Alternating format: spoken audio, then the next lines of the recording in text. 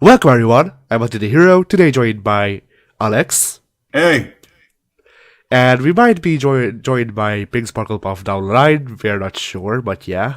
And welcome to the Shut Your Mouth Lounge, episode 15. yeah, Yeah, nobody thought we'd get this far. So, of especially course, us. But yep, yeah, it did stop for a little bit, but of course, we got the first topic, as always, what we did in the last couple of weeks. A topic that you and I will go over, and maybe we'll get Pink to go over if he bothers to show up. yeah. Okay, So, so let's hit what you did first, because I'm struggling to remember what I did. I mean the same way, really. Oh, hello Pink! Pink is here, ladies and gentlemen. He just missed the fucking intro. You chode. Bloody hell! I didn't need to be a part of that. All right. Well, we're on. We just decided to start the first topic, anyways, which is what we did in the last couple of weeks. So, Addie's going up first. So yeah, well, as I've said on the forums, I didn't say this, but I've said that I've played Fallout in the last 2 weeks. But yeah, so I started my technically second playthrough of Fallout New Vegas. I'd say technically because I never finished it the first time around because I got stuck heading to Prim, I think. This I've time got. around, yeah. I've I've started 3 playthroughs of Fallout New Vegas that I never finished the main plot line in. No, I mean I didn't do anything other than that. I just got stuck. I didn't know where to go, so I just restarted. I just restarted, hoping that maybe I'll find an actual way to go, and I did. So now I'm up to going into Caesar's camp or Kaiser's camp, I guess. All right. Yeah, Yeah, there is a thing with New Vegas that it's very similar to the old style RPGs where you can very much get lost if you didn't bother to listen to directions or go through the whole quest line where they introduced the idea of going down to Prim or Novak or what have you. With Prim though, you got lost on the way to Prim, right? Isn't Prim the one with the roller coaster in the back that's pretty much right outside of Good Springs? I'm not sure which one it was. It might have been Novak actually. Or Okay, no. I got to Novak. I know that because I was in the dino shop. But then what comes after Novak? Nelson, right? Nelson, yes, Nelson does come afterwards, but Nelson I think would be pretty easy because you got to follow the roads, and if you don't follow the roads, you get eaten by giant fire-breathing ants or something. I just went off the road because it was supposed to be a faster road. So yeah, In New that's why. Vegas, you want to stick to the road because otherwise, you might just get death clawed. I mean, I was really surprised, but Boone actually shot a Deathclaw. Him all by himself. I am really, literally of no use to him. I'm the weight he's carrying. He just shoots everything before I even know they exist. Boone needs you as a navigator. He's aimless otherwise. Well, yeah, but I'm basically just a freaking bait in combat. Like, all I do, I have nothing in melee attacks. Like, nothing in melee. I have 15 or 16 in it. And I use melee because otherwise I get no shots in. Well, I don't know why you would do that because this is an RPG. You go with the stat you invested in. But otherwise, Moon just takes care of everything. Even when they stand up right next to him, he just shoots them in the head. Well, So yeah. wait, how are you not? How would you get any shots in with melee if he's hitting them before they even get to you? What? Normally he stands like a couple of feet behind me, so when they try to attack us, he starts shooting them. But if they survive the first shot, then I can try to shoot them, or if he misses. But that's rarely. Well, then There's a it yeah. would make more sense to still stick with guns, though. I don't think I have really good quality guns. Really, like I If you have yeah. if you're getting to Kaisar's camp, then you should have some guns, or at least have the caps to buy them. I mean, there's the Hank, do you remember the name of the stupid robot that runs a little shack that sells guns outside of New Vegas? Right, the gun runners arsenal stuff. Yeah. Yes, the gun runners. Yeah. Like, they've got pretty much everything that you could want. I mean, they've got crazy prices on a lot of the unique stuff, but you don't have to get unique stuff. You can just pick up, a regular sniper rifle. Or you can do a basic NCR quest and get yourself a service rifle, and both of those are alright. Yeah, I've been using the service rifle. I have a caravan shotgun. I think I've got rid of the vermin rifle because I didn't really have much use to it with the service rifle. And then I went to Vault 20 something, I think. Get rid of Like the what? get rid of the Yeah. varmint rifle as soon as possible because that thing is dog shit. I got some good use out of it before all of my ammo ran out, and then I had to switch to a 9mm handgun. But Yeah, you Nine, get good use out of it in the tutorial. yeah, when you're shooting at tin cans, anything bigger than that's gonna shrug it off. I found that the 9mm was always my go-to with guns in the early game. But then again, I I mean, always I always started off like trying to hunt down the majority of the powder gangers, and I was usually able to get a decent shotgun, maybe a revolver off them, the cowboy revolver or whatever it's called. Yeah, I think Yeah, that's you, exactly what it's called. you shit on the varmint rifle, but I did kill all of the Nightkin with it, so. the Nightkin are bizarrely easy for super mutants. You wouldn't expect it because they're fucking huge super mutants, but they go down really well, really easy. I picked up one of those fucking rebar hammers and just smacked them anytime one of them popped up. I think I just, in this playthrough, the one I'm currently doing, I think I just, like, killed one of them and picked up their flamer, and then that was their life. Yeah, the flamer does good work if you can get a reliable supply of ammo for it. Shit, you. I have 900 charges. Over 900 charges. So, I don't think I'm gonna run out anytime soon. Okay, the good thing about the flamers is you can get it really early in the game, right? Because like Yeah. some powder ganger and Prim will have it, and you can kill him real easy for it. And There's there's also that one mission in Novak with the Nightkin that was killing all the cows, and the one group of people hire you to like figure out what's killing all the cows. If you right, remember that. and the Nightkin has a minigun, and if you kill him, you can get the minigun. Yeah. Yeah, that's kind of the issue with Elder Scrolls or Fallout games. You can't have a boss with a crazy big weapon because the player will just take it. And I mean, Fallout 4, I think, recognized that. So Fallout 4 made all of the enemies really boring and mundane and have shitty weapons. Problem solved. But you've said you've played Fallout 3 as well, right? Yes, I played through it in like 3 days. Damn, all the way through the main quest? Yep. Okay, because I've played Fallout 3. I've not gotten terribly far into it. I got to Megaton. I went and explored a grocery store. I shot some raiders in the face. And I think I got lost in Washington, D.C. And that was about my experience with Fallout 3. But what I've read of the story, which is most of it at this point, I found to be kind of bland in comparison to Fallout New Vegas. I think that's I mean, yeah? exactly how it went Go for ahead. me as well. I think our requests were perfectly aligned. Yep, yeah, that's about the natural progression of things, because you want to go to explore Washington, D.C., because holy shit, it's the biggest spot on the map. It seems cool to go explore Washington, D.C.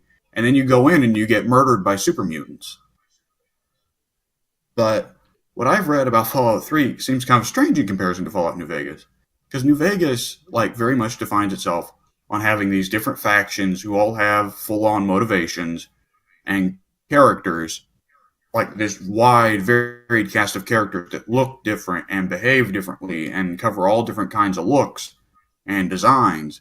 And Fallout 3, everything kind of looks the same. It's all green, and everyone looks like, either wearing power armor, or they're dressed up like raiders, or they're wearing just junk all over them. And the story Yeah, that's pretty much it. And I mean, go ahead, finish your thought. And the story basically just comes down to good versus evil, where New Vegas is a very multi-sided issue. Fallout 3, you're either a good guy or a bad guy, nowhere's in between. Like in New Vegas, it's even possible to technically be a good guy supporting the Legion if you're horribly misguided and incredibly stupid. Which, But yeah, in 3, yeah, go ahead. no, you finish. I didn't have anything to say. All right.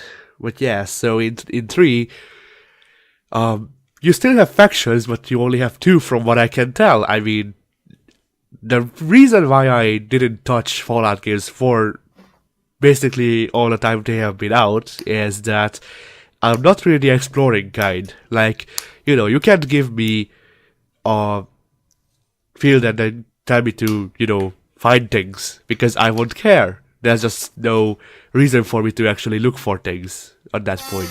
But yeah, so the reason I was able to go through Fallout 3 with, what problems I did have for being probably under-leveled or, not prepared enough, but yeah. Well, the thing with Bethesda RPGs is that the auto leveling system is really, really effective.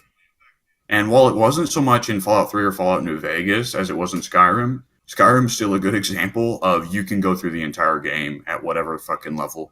Because the enemies are just going to auto level to your level, unless they're specific kinds of enemies like the fucking Falmer and their weird bug companion things. So yeah, the reason why I went through the main missions is because, well, what side missions I found weren't really interesting. Like, they were, well, find this guy that went missing from this small establishment on the top of a freaking bridge, and turns out that he's basically with vampires, but then, they don't ever tell you where the vampires are, you have to find them. And like, I think there's 2 waypoints that the game gives you, but then you have to go through the city to get there, and the city is basically a maze. So, me being me, I was like, you know what, you take care of that. Because I'd rather not go through a maze, just to, find out that the guy is with vampires. And with Fallout, there's a nice fast travel system, so if you get too lost, then you can just fucking teleport back home. I mean, the Fallout 3, what I have seen, like the side quest parts are the parts that are actually more interesting than the main quest. Because you deal with stuff like the entire town of slavers, or an entire city built on a fucking nuclear bomb, or the big Oh, right. the big tower Yeah. of Mr. Rich asshole who wants the ghouls to stay out of his tower. Which that's where it gets interesting, and that's where you get into the conflicts where there's moral layers rather than just good versus evil. But I mean, the main conflict should be a big part of the story, obviously, and Fallout 3's main story just isn't as interesting as New Vegas to me. The town of slavers was, for me, rather funny, because You just killed them all? to get through, yeah, because to get through the main mission, you have to do the side mission that gets rid of them. Yeah, So that's one way to deal with them. I've encountered that a lot in Fallout and Elder Scrolls games where because you can kill anybody, and because their settlements of pure evil, sometimes you just pick up a gun and kill everybody in a settlement.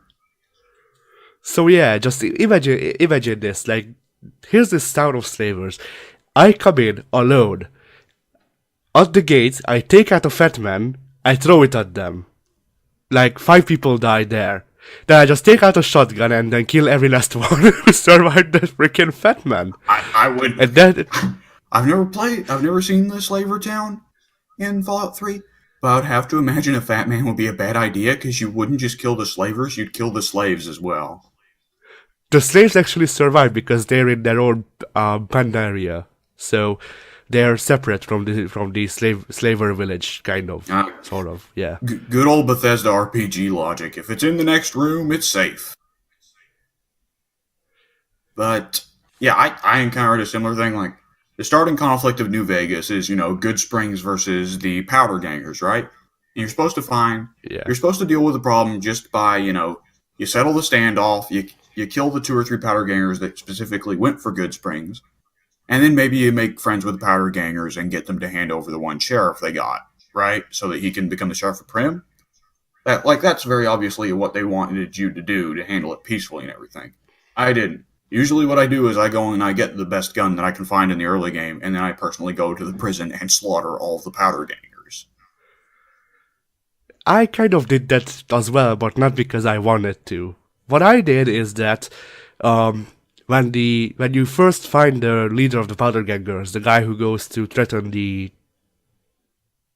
bar owner, I think, Yes, in Good Springs. because he wants Ringo out of the gas station. Yeah, so when he leaves, or when he left, I went after him and then just shot him with a pistol. So that's one problem out of the way. And then I went up to Ringo, I got everything together so that, we will have some supplies when the Power Gangers come. I killed every last one of them, and then I just kind of forgot that they exist, aside from the, slight nuisance that two or three of them made for me in the early game when I left Good Springs. Then, I don't know, 10 to 15 hours later, I'm told that I need to go back near it. Not to it, just near it. So I'm like, okay, maybe I'll just kill all of them then. So I went in, I shot everyone through the fence, then I went into the house, shot everyone there, and then I just took what I needed that was near it. Yeah, that's roughly what you do. Pink, I'm curious. Since it seems Addie and I did it as well, did you kill all the powder gangers? Because that just seems like a natural solution to me. Yes, I did. All right, so the powder gangers just die no matter what. In every incarnation. Now the one I'm really curious about. Did you kill the guy who came up and threatened the bar at Good Springs immediately? No, I did not kill him immediately. Okay, because I interrupted their conversation by batting his head in. I like to imagine how it is for Trudy there standing at the bar. She's talking to this guy, and she just sees the baseball bat rise above the guy's head. It's like that fucking stupid picture of Cat in the Hat. Hang on, let me go find it. So, Alright. Eddie, which side did you go with in the big main conflict of New Vegas? Like between NCR, I House, Independent, Legion? I haven't done that yet, but with how everything seems to be going right now, I've killed all of the White Glove Society. Personally, I went after them and killed them with a cleaver. Seriously. I did as well. Um, I did as well. I was trying to handle it the reasonable, peaceful way, but they around the time they send the two or three guys after you, I just took the shotgun and I killed them all. I didn't die, I beat their assassin guy to death with my fists, then I took his gun, and I freed the guy you need to free. I shot everyone on the way there, then when I freed him, I shot everyone while going out, while Boone provided support with a flamethrower, by the way. So yeah, then I went into the main hall where they eat, or not, the private area. That was it, the private area. I went there. Boo got knocked out, so I had this Benny Hill thing where I ran around the big, large table and then beat everyone up there, right, or like that. I beat Mortimer to death with a cane. I sliced off one of the woman's head, and then the rest of them, like 15 other White Glove Society members, just tried attacking me, and then I beat all of them to death with a cane. So after all this massacring, very, very long story short, you killed them all. yes, the last couple were killed by the guys Dad and Boone, but yeah. Yeah, with the New Vegas gangs, honestly, I'd probably just kill all of them. I like the Omertas are definitely you should definitely kill them all because got the one guy who's making snuff tapes or whatever. The white glove, they probably don't deserve it because it's literally one guy and maybe two or three others helping him, and then you kill all the others for being associated with him. And who's Benny's gang? I can't remember. The cons. I mean, before he um, what's the word I'm looking for? Before he betrays them. But yeah, the cons. Well, no, cons are the gang that he gets to help them that help him kill you. But who's the gang that runs the casino, the Tops, with Benny? I don't know. Well, he's got the whole gang. They're wearing suits and everything when you go into the casino to kill him because he runs the casino. And I don't remember. Oh, I'm having to look up two things at once here now. Great, that's wonderful. But the New Vegas factions, I never really took too much interest in their whole struggle. Chairman. The chairman. Yeah. Yeah, right, the chairman. Yes. Okay, so yeah, the chairman. I don't mean to, specifically go kill him. It just happens that whenever I shoot Benny, they start shooting at me, and then things led to other things. So, Fallout is definitely a game of bad things happen to some people because of other people. That is a definite way of saying it. Yeah. So far, what I have decided to do with my ending is that I will probably go with the NCR because as much as I'm okay with the Legion, and notice how I said okay and not good, but yeah, they don't like me that much. Not anymore. But yeah, because of Boone, I will kill them all because whatever, it's not like I like more things other than, their outfit, I guess, and their money. Okay, So the yeah. picture that I have been looking for a while, I am going to have to stop because it is bringing up some awful results. You know that you've gone down the wrong area when it starts bringing up pictures of dead bodies. Oh. That's not good. Then again, that's just looking up Cat or freaking Hong Kong 97. Yeah, that. Oh man, why'd you have to remind me that exists? Let's not turn this episode into another talk about shitty games, shall we? All right. So you haven't yeah. sided with any of the factions yet, with Legion, NCR, whoever. Do you have any idea? Because you're gonna have to side with one of them by the end. Yeah, I decided that I will probably go with the NCR because of Boone. Because if not for him, then I probably wouldn't be here at this moment. So I wouldn't have made the bloody hell. Speaking, yeah, I wouldn't be in the part of the story where I am without Boone because I would be stuck like back in Novak or something once again. Well, or maybe in one of yeah. So you're just making it because of Boone. Yes. Well, if Boone's carried you to so many levels, then you can probably handle it yourself. So you should go with the faction and the ending that you think will make you happy, and you don't necessarily have to pick NCR for Boone. Boone will be pissed at you for picking Legion. He'll try to kill you for picking Legion, sure. But you can also pick House or go independent entirely, and Boone will still stick with you.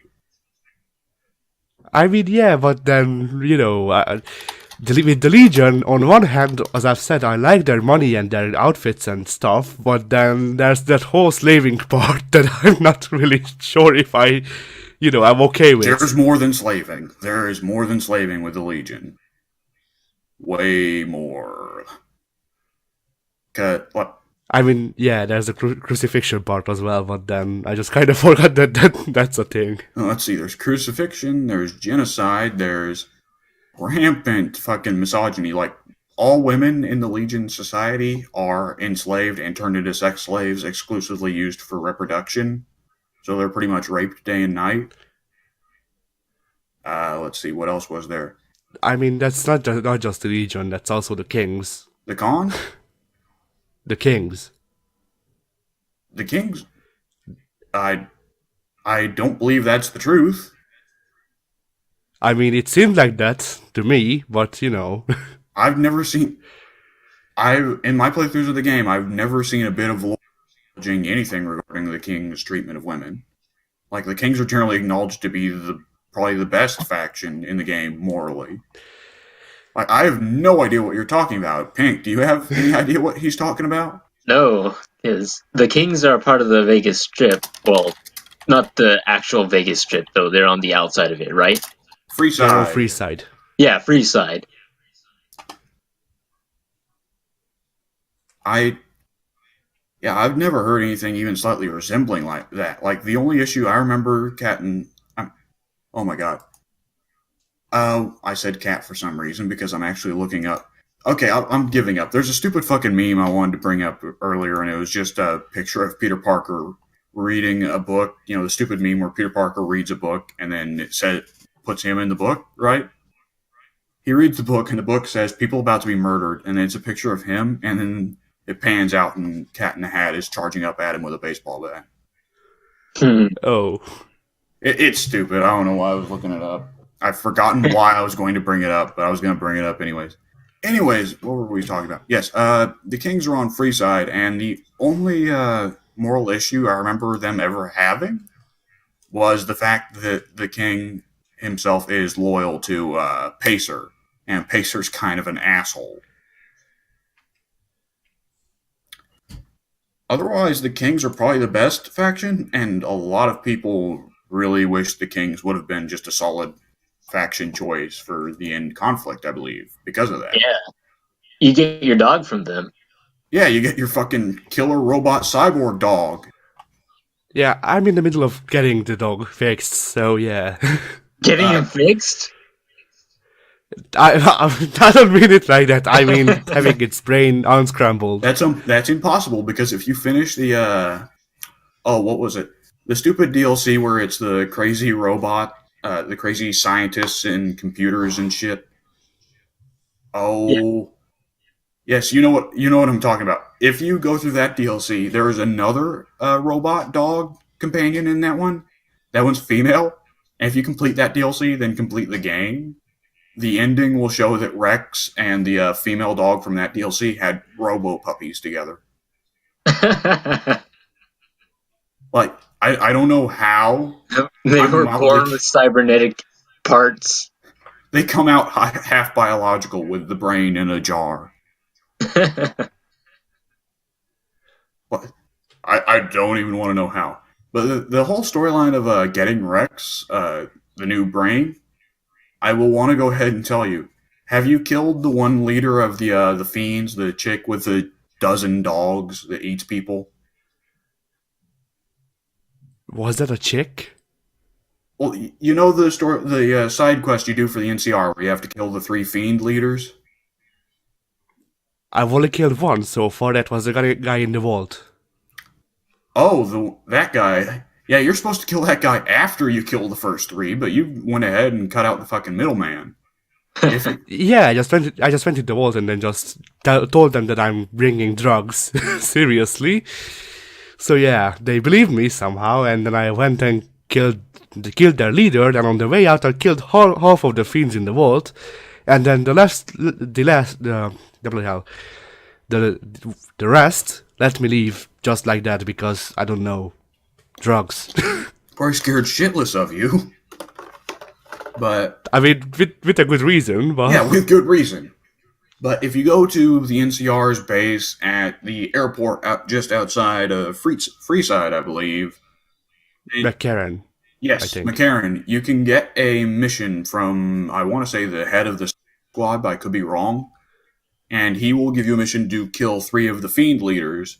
One of them is a crazy drugged up chick who has a basically horde of killer dogs.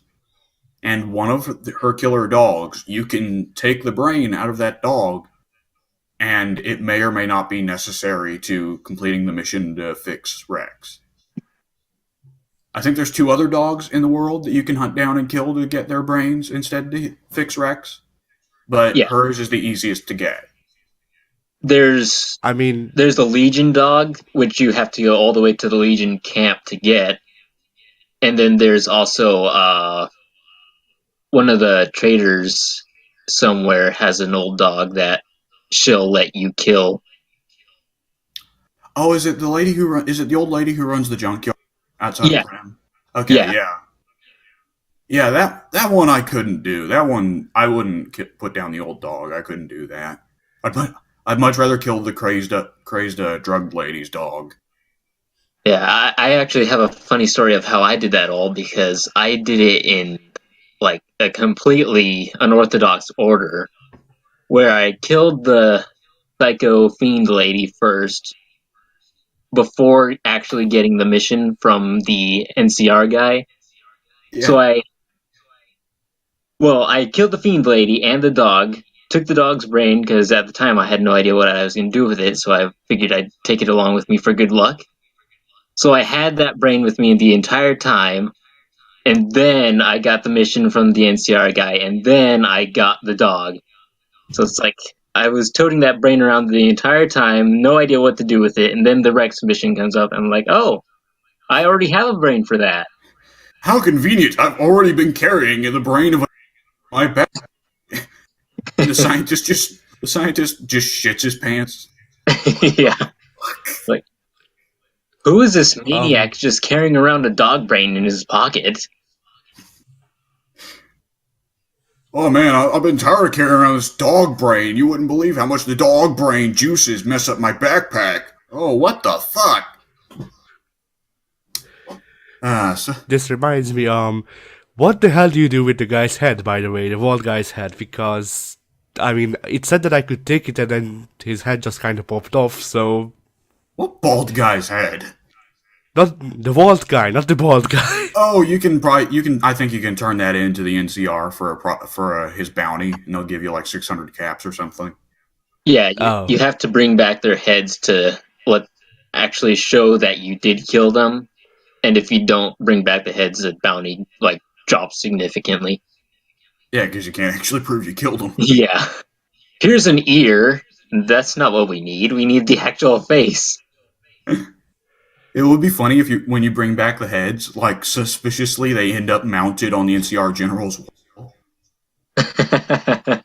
Like you go back to the room after doing the quest, and it's like I could have swore that wasn't there before.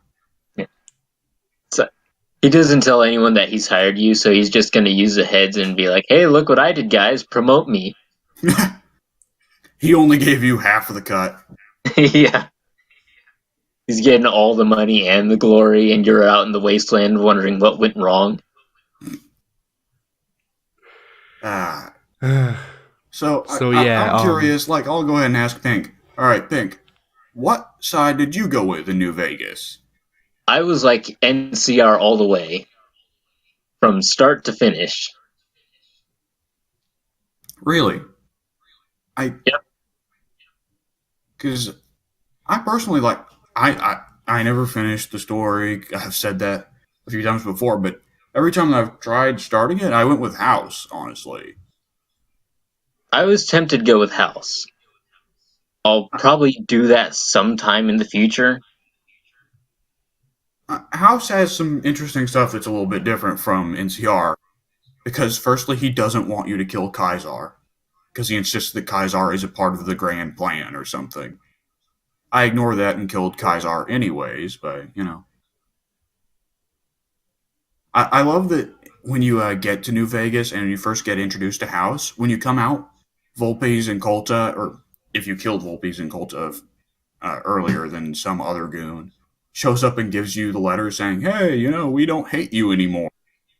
Because every time that guy shows up and gives me the letter, I immediately pull out my gun, blow his head clean off his shoulders, and no one in New Vegas cares.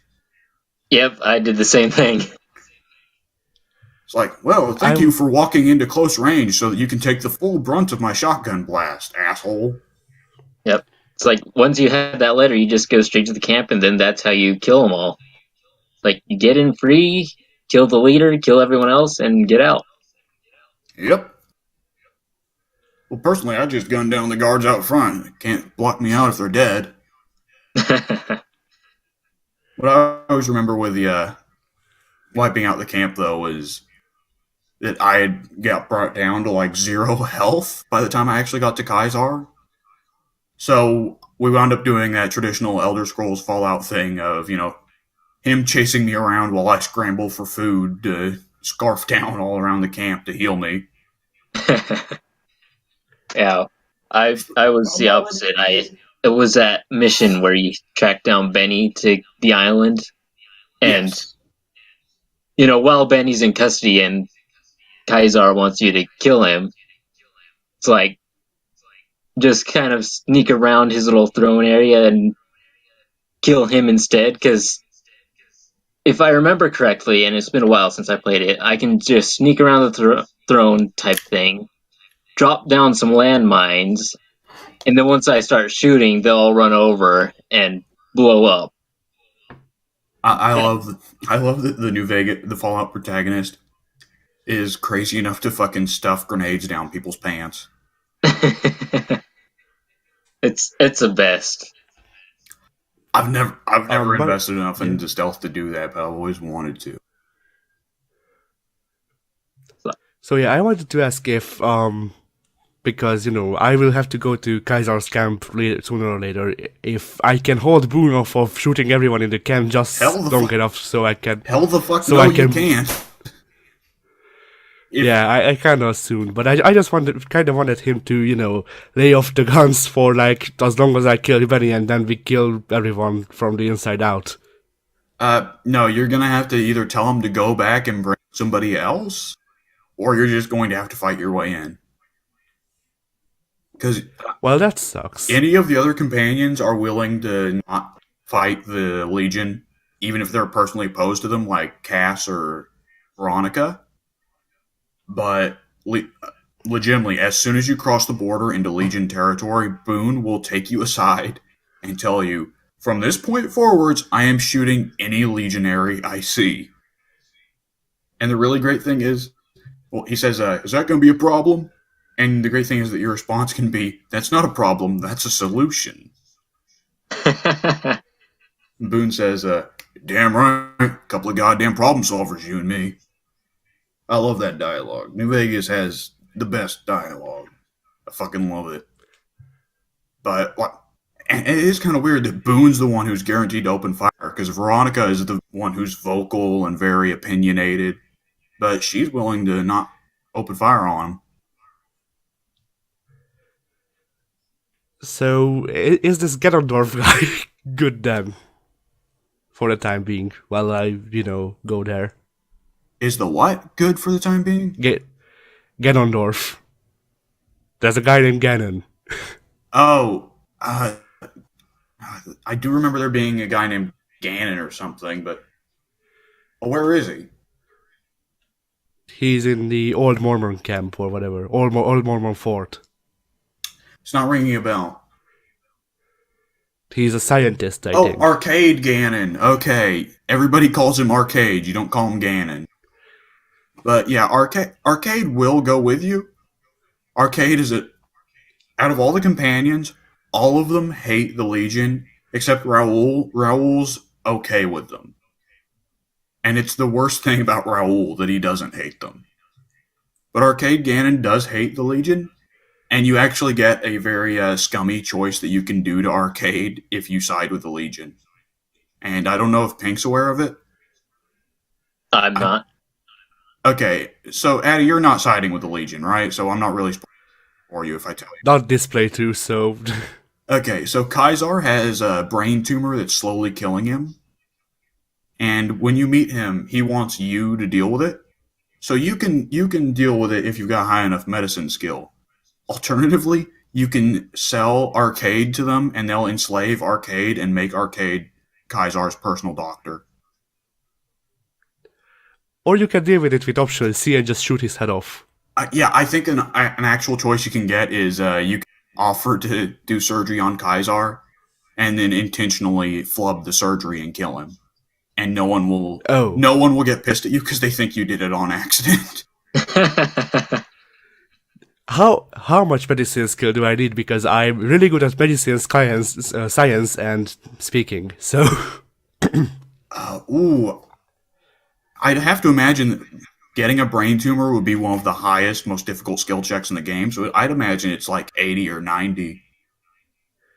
okay, I have AD and medicine, I think.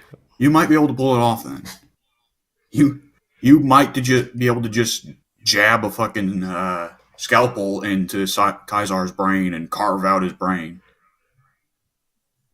Maybe you wouldn't need the medicine skills though, because it's like if you're botching the surgery, then I think it I should think be problem solved right there. well, I think you might need to prove your medicine knowledge. Ah, They aren't gonna just let you go in on your word. Oh yeah, I know the medicine. Let me open that skull up. What's really funny mental image is him just going crazy with scalpel in the fucking brain pan of Kaisar and looking at one of the guards and going, I know what I'm doing, don't worry. At New Vegas, there aren't a whole lot of games like New Vegas anymore in terms of letting you have all kinds of different solutions to different issues. That's kind of disappointing. Skyrim ruined it, I guess. Yeah.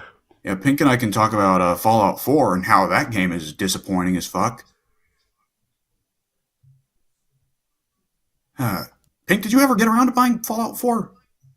yeah, it came with my Xbox. Ah, alright. Yeah. You know, I really liked the base building feature. I didn't like that there was totally no management of the people whatsoever. Because I mean it's an RPG anyways. The characters have stats. You should be able to manage them and build, a team and get people to do different roles and things. But nope. You build a base and you assign whoever like, hey, you guy, you're a doctor now. Okay, cool. Just some fucking rando you found on the wasteland, like, hey, you're a tailor now. Okay, cool. I don't know. Fallout 4, I guess it ultimately was what they advertised because they had very clearly shown how they fucked up the dialogue system in the advertising. But Yeah, it's so disappointing after New Vegas and Fallout 3. yeah, too linear for the Fallout series. The dialogue system is really what gets me there because every time it's yes, begrudging yes, questioning yes, sarcastic yes. Sarcastic, yes. Yep, every fucking time. I fucking hate it. But that's Fallout 4. I'll say to you, Addy, especially considering that you have, limited ability to get games, if you want to play more Fallout, just play through Fallout New Vegas again. With that said, did you do anything else this past couple of weeks, Addy? I finished Brotherhood. So that I finished all the DLC for it as well. So that's playthrough number 10 for you? No, that's still 9. Ah, alright.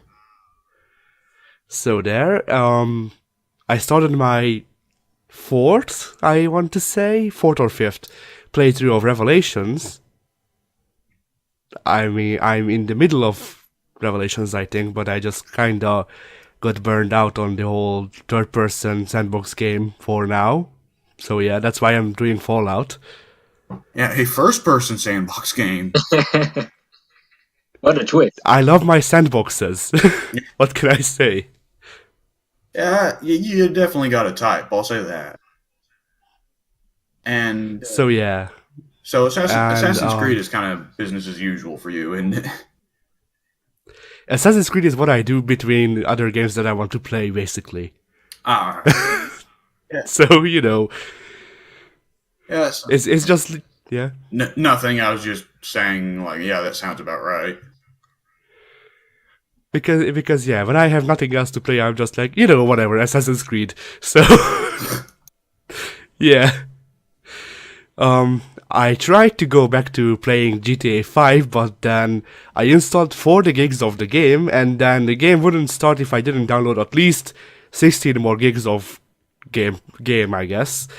So I was like, okay, whatever. So now I have a paperweight Yeah, disguised as a copy of GTA 5, basically. yeah. I don't know why. It's a once a year ritual for me to reinstall Grand Theft Auto 5 and then start the game up and be like, yeah, I'm gonna have so much fun. And I start up Grand Theft Auto Online and I see, the chat messages along the bottom left. They're like, so and so killed so and so. So and so set a bounty on so and so. So and so was killed by another CEO.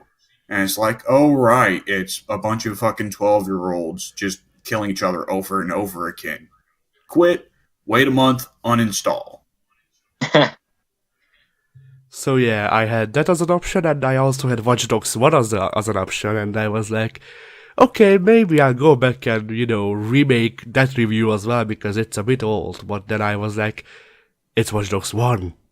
so, so yeah, because, as much as I liked Watch Dogs 1, it's still just a third-person sandbox game, and as I've said, I'm kind of bored of those at the moment. The reason GTA 5 would have been kind of a mix-up, I guess, is because with the version I have, you can go first person. So whatever. Yeah, the GTA 5 first person mode changes everything to the point that I tried doing a first person mode playthrough and eventually, oh god, I can't do this. Have you tried rolling in it? I have. It's Just the most freaking vomit-inducing thing, isn't it? yes, very much so. With that What is said, it? I think a bigger issue with me in the first person mode is I have it on PS4 and I can't do first person games on PS4. Right, because you're an elitist. Mouse and keyboard is pretty much always the best way to go, at least for me. Xbox One having FPSs, I can deal with it because the left stick and right stick are in different places, and it's a bit more comfortable for first person shooters. At the same time, PS4 I find to be more comfortable for pretty much every other kind of game, other than the obvious ones like strategy games. Obviously, those belong on PC, but fighting games I find way easier on PS4 because the D-pad is way more accessible. And there are lots of games where you cannot control it very well with the left stick. Yeah, Injustice 2, I can't use the left stick at all on that one. I have to use a directional pad as well. Yeah, it's impossible to do dashes with the left stick. Like trying to click in one direction twice with the left stick is pretty much impossible in any game ever. Mm-hmm. So that I thought about doing Tekken 7, but then I was like, what am I gonna do at this point in Tekken 7? Like, play some more against the CPU. Like, I played through the game once to completion on PS4. I played in the PS4 copy because I couldn't use it anymore for an Xbox One version. I am not gonna play through the whole thing again on Xbox One just so I can say that I have played through the game twice. So yeah. I would not suffer through the Tekken 7 story again. That was painful.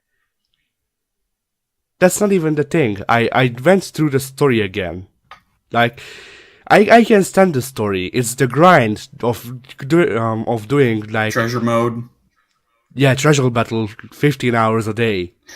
Yeah, Tekken 7 is one of those games I keep going back to and making a little bit of progress on. Like, hey, I unlocked this item for Devil Jin, and I unlocked this item for, Catalina. But then, the next day I'm like, I made so little progress with so much gameplay. Do I really want to keep investing in this?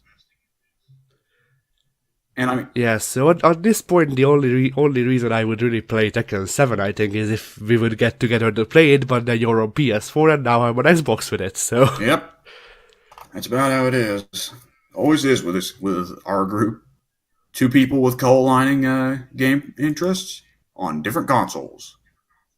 The only people that are on the same console are the people who have really different tastes in gaming. That's exactly right.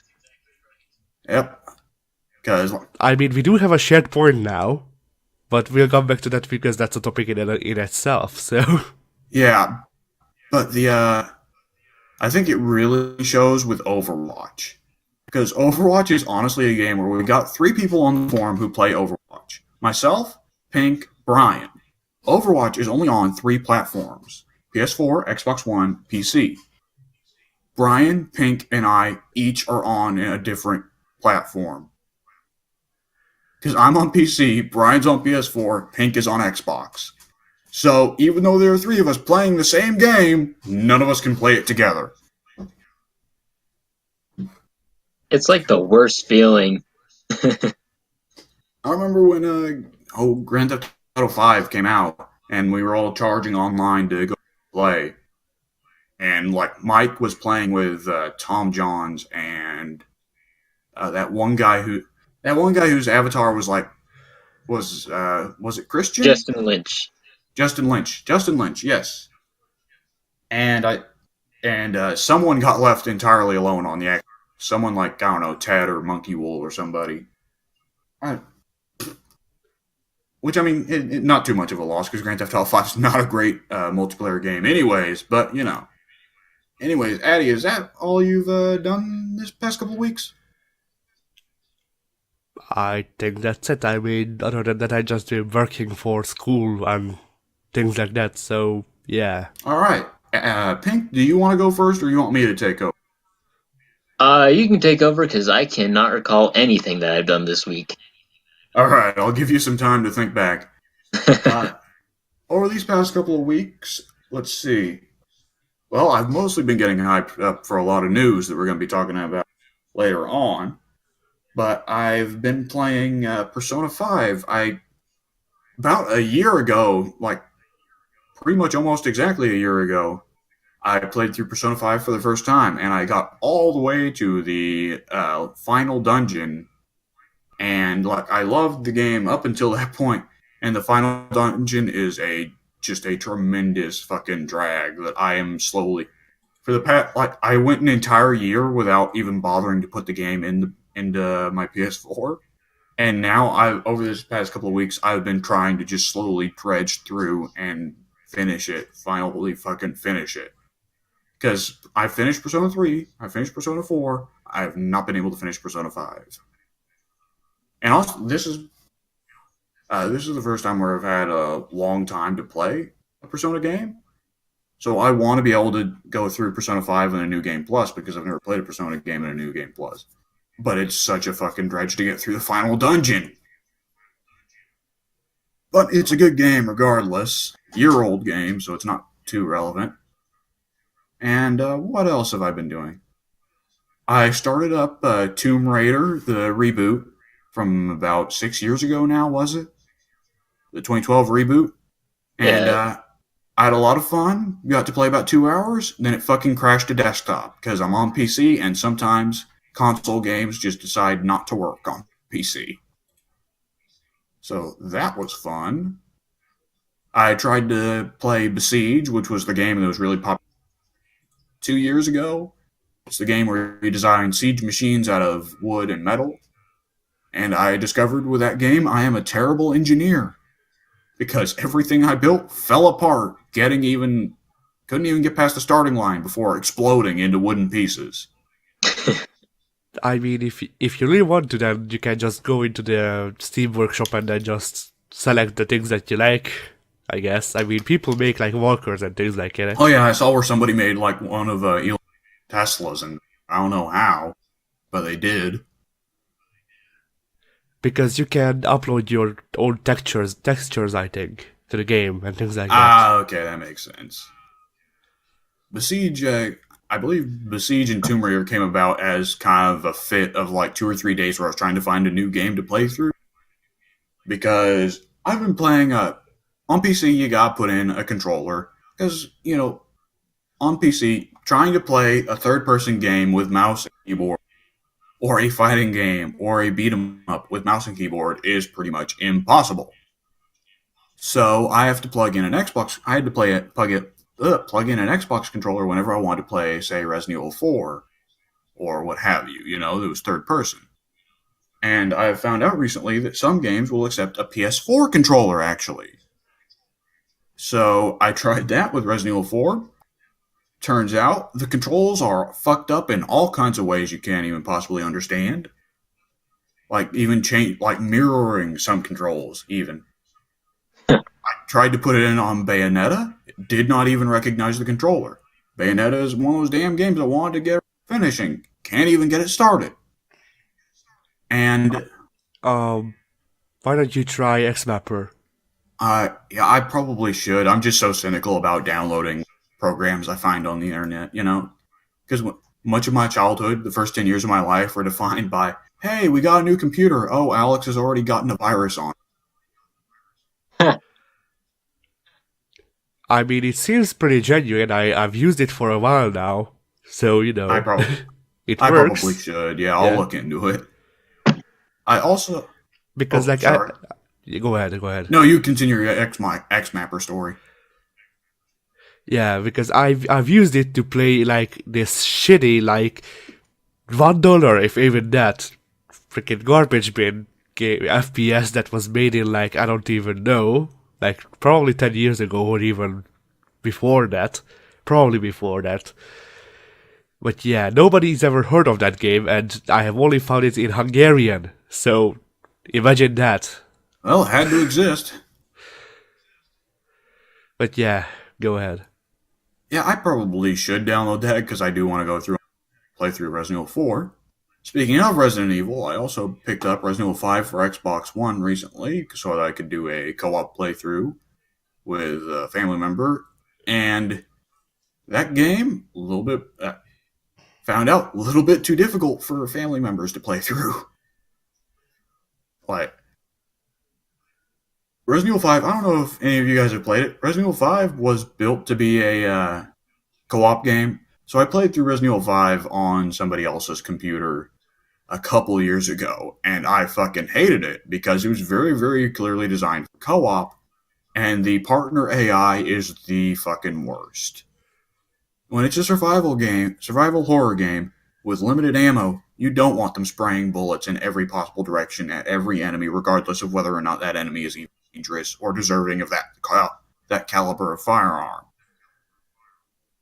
So I hated it. I decided to play through again with a family member in co-op, give it more of a fair shot this time, and the family member got annihilated in the very first level. With So the AI. yeah, yeah, I probably would have been better with the AI, but so that just led to me playing Mercenaries for an hour or two while they watched. So yeah, that's about the size of Resident Evil 5, or my extent with it. And other than that, it was kind of business as usual. Trying to play a little bit of Total Warhammer 2 whenever I could get it in, but it's getting more difficult. And I've started up a new Sims 3 playthrough. Which Sims is always good, and Sims is a game that I have to stop myself from playing sometimes. So that's what I've been doing for the past couple of weeks. Pink, what have you been up to?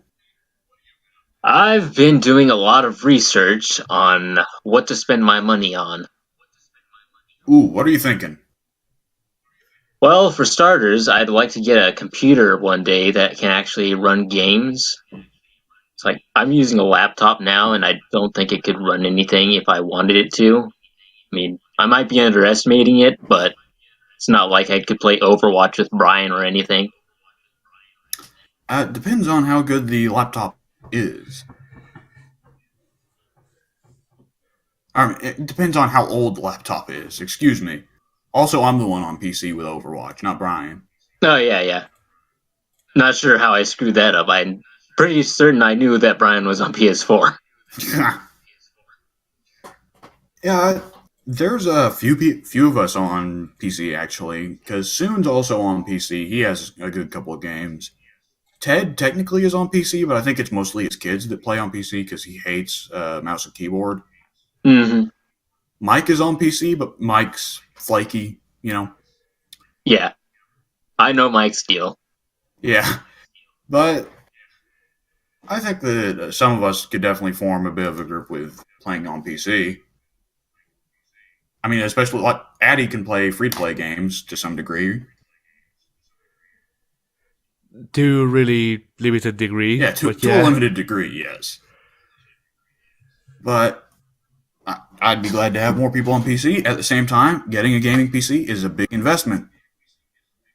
Yeah, like something I want to do, something I'm nervous to do because it's like can't just do it overnight. Oh, absolutely not.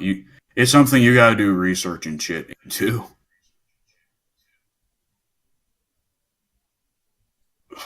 I got lucky to get mine, so I'm just gonna go ahead and I'm warning you that it is very, very difficult.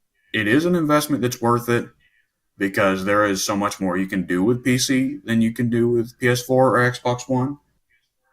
But at the same time, it is something you should be aware of the difficulties going in. Yeah, And, at the end of the day, it is often just easier to get a PS4 or Xbox One. And that's why so many people do it. yeah. That's why I have my Xbox One right now. Yeah, totally. That's exactly why. It's not acceptable for common folks to have to put all of this into just getting the machine to run your games on. That should be the easy part for most people. Hmm. Ah, but that's what you've been doing for the past couple of weeks. Yep, just about. All right. Well, the next topic Addy had set up was bringing up the Chrono Trigger release on Steam, which, for those of you who are unaware, it's broken to all fuck because they actually just ported the mobile version.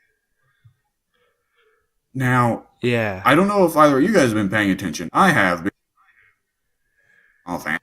You cut out. I don't know if either of you guys have been paying attention to that whole issue, but I've been really wanting to get into the classic Final Fantasies, and they've been going through the process of releasing a lot of the Final Fantasies on PC through Steam. And I haven't looked into too many of them, but I looked into Final Fantasy VI because that's the one that I really want to look into because Kefka. Stereotypical.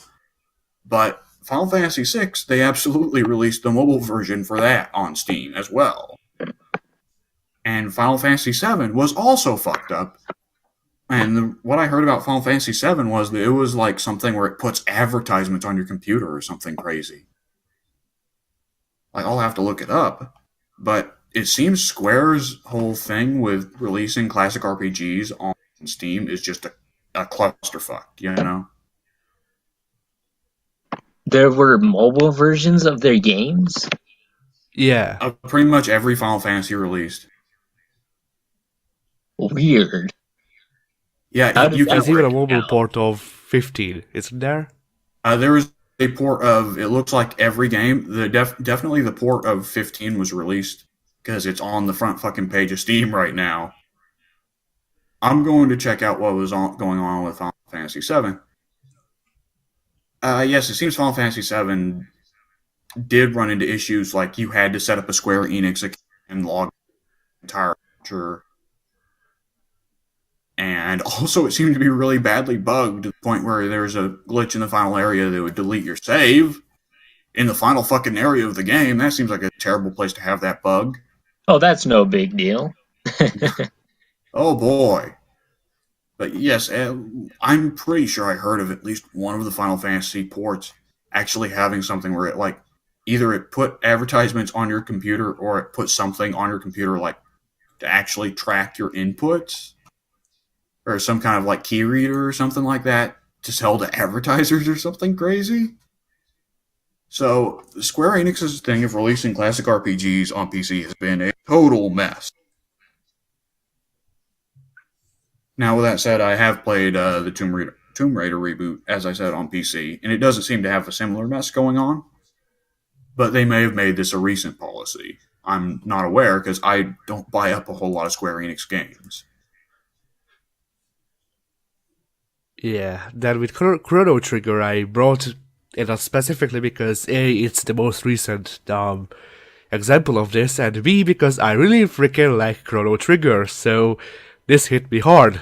Oh, have you played it? Because yes, I played through Chrono Trigger. I've only played through it once. I give you that, but I did get the rarest ending. So Huh.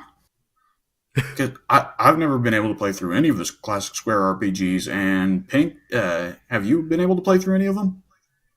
No, Square Enix is not a company I look into all that much anyway. Well, understandably, considering where they stand nowadays, but I've always wanted to look into them, but it is extraordinarily difficult nowadays. And Yeah. they're gonna be making that they're gonna be releasing that 7 remake soon, but it's not even gonna be Final Fantasy 7. It's gonna be Kingdom Hearts with a skin of Final Fantasy 7. Which is, to be fair, The end it's goal of Square it. Enix. No, I mean it's still better than Lightning.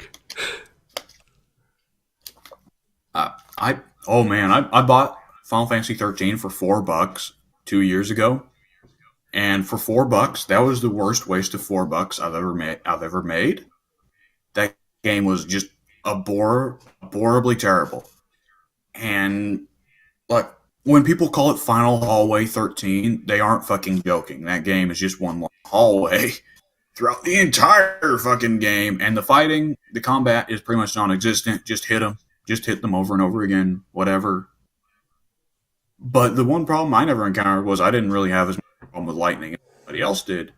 And that's just because Lightning was a terribly bland character. She was just kind of tough chick. She didn't give a shit. Which compared to how most Final Fantasy characters are whining all the time, I'm fine with that. I've noticed looking over the Final Fantasy games, having never actually played any of them past the first 2 or 3 hours, I've noticed that the manliest protagonists are the women, and the wimpiest are the men. I don't know if anyone else has noticed that about Final Fantasy's protagonists, but if it's got a chick protagonist, she's gonna be tough, she's gonna be badass, she's gonna be stoic. I mean, Tidus in particular, of course, everyone knows about that case. Oh God, but it's a whole thing. Final Fantasy just kind of exists nowadays, and a lot of people loved Final Fantasy 15. The only first hand account I've heard was from Soon, and he fucking hated it. But Soon hates everything, so who knows? Oh, but he loves paladins. He loves Paladins, and it's hilarious because he got me to play Paladins with him last night. That game fucking sucks ass. Oh, super fucking bad. But you know what? It's made by the same people. Smite. You know what Soon loves? Smite. So guess what Soon Smite. loves? Paladins. And I think a large part of it is also because Overwatch has loot boxes, and Soon shits his pants over loot boxes all the time. I mean, Paladins does as well, doesn't it? Paladins does have loot boxes. I played the game and it's like I beat the. I finished the first. I won a game and it gave me a fucking loot box and I was like, "What the fuck is this?" Mister Overwatch has evil business practices. Like, And Paladins That has a loot box system, and in addition to that, they have the in-game currency as well, don't they? which is way, way, way, way more fucking pushed than Overwatch. Like Overwatch, you can buy loot boxes, but only assholes buy loot boxes. You know, you Yeah. can play the game to get loot boxes. So play the game to get some fucking loot boxes. This game is like buy these skins, buy these emotes, buy these fucking horses.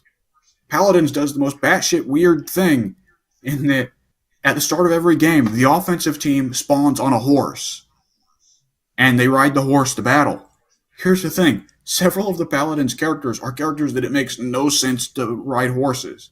You've got a giant fucking tree man. You got Groot riding a horse. You got a giant turtle man riding a horse. You've got a goblin and a robot riding a horse. So it's a goblin riding a robot riding a horse. And there's one character in particular that floats above the horse anyways. So why does he even have the horse?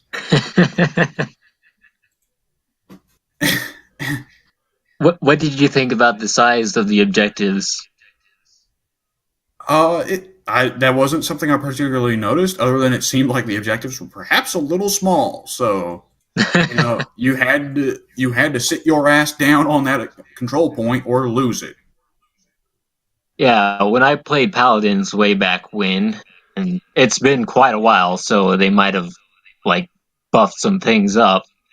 But the payload was about the size or smaller of your character, and you could not use it for cover at all. Oh hell And no! yeah, capture points. You could fit maybe two people within those capture points, but that was it. I had trouble with the payload because my tradition when playing a payload game in any FPS, like particularly in Overwatch, is to sit on top of it and shoot at everybody who comes near. Because the healing usually provides enough for me to tank out whatever damage they throw at me, anyways, and I'm usually good of a shot to hit them before they can get too much damage out.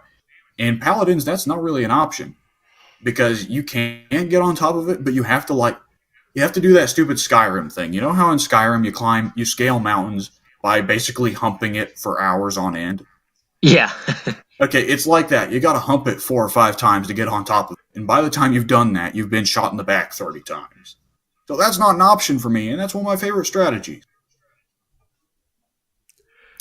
By the way, Also, there's this. before we Yeah, move off the subject of Paladins, I should note, Soon was all like, oh my god, this feels much better than Overwatch. This game plays like fucking Borderlands. The enemies never react to getting shot, you just see numbers fly off of them. The Yeah. controls feel like ass, and the sound doesn't sound very good. It's like Borderlands in terms of you're just running around, pulling the trigger, but the guns never have any impact. Hmm.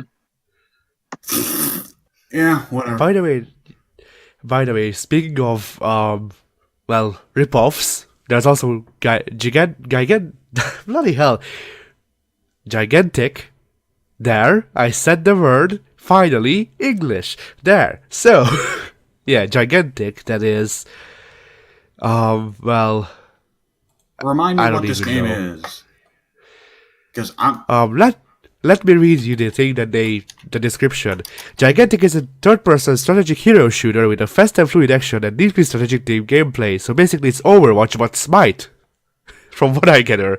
And may I remind you, because I don't know if I've ever told you to, but I was in the beta for this game, and I don't even remember what it's about. Okay. So The art style looks like something different, and I appreciate that. But I will also note that this is a part of the recurring thing of now that Overwatch is out, everyone is riding its ass. And Battleborn I was willing to yeah, forgive because Battleborn and Overwatch pretty much happened at the same time. Yeah. Paladin Paladins is egregious. Paladins, you will get several characters that are literally just the fucking Overwatch characters. There's one character, I think Fernando, whose character is that he's the most stereotypical Hispanic man of all time. He's obsessed with his looks. He's vaguely feminine, even though he's a big muscle man. He's vaguely feminine, and he's obsessed with, oh, I'm big with the ladies, Mister Latino lover or whatever. And I'm not racist for saying that because Pink's half Hispanic, but but does he like cheese? right. And so that's his character. He's generic Hispanic man, and his moves, he is just Reinhardt. He's got Reinhardt's shield. He's got Reinhardt's throwing a long range projectile that's very slow and easy to dodge. He's got Reinhardt's charge. And I didn't get to see his ult, but it's probably an earthquake move. There's a fucking dragon. Probably. Yeah, what? I said it was probably so. Probably so, yes. You got a dragon who is just Farah. He has a jetpack. He can fire off a salvo of missiles. His regular is a slow firing missile launcher. He has one move that deals very little damage but has big knockback. He can float or he can do a sudden jump jet boost up into the air. It's literally just Farah. I like how the dragon needs a jetpack. Yes, the dragon needs a jetpack. Because it's the game's themes are just all over the place because it's trying to be fantasy, but then you've got a fucking the Reaper ripoff has a revolver for some reason, and we've got a Russian guy wearing a military uniform with a fucking AK, but it's supposed to be fantasy, and this dude's carrying an AK. Yeah, all the thematic elements to the game is one of the bigger reasons it turned me off because it like crams so many things into there that you just don't really care. You don't care about the characters or the art style with them. They're just sort of there and they're ugly. That's all I had to say about it. They are very ugly, and I encounter problems of characters that seem like they would have thematic things to them. They got the one character who's basically Groot, right? And his Yeah. attacks, what would a tree man have as ranged attacks? Like he could throw spores or something, or poison. No, he throws axes. An infinite supply of axes that he seems to be pulling out of his ass. And we have no idea why, but he just throws axes.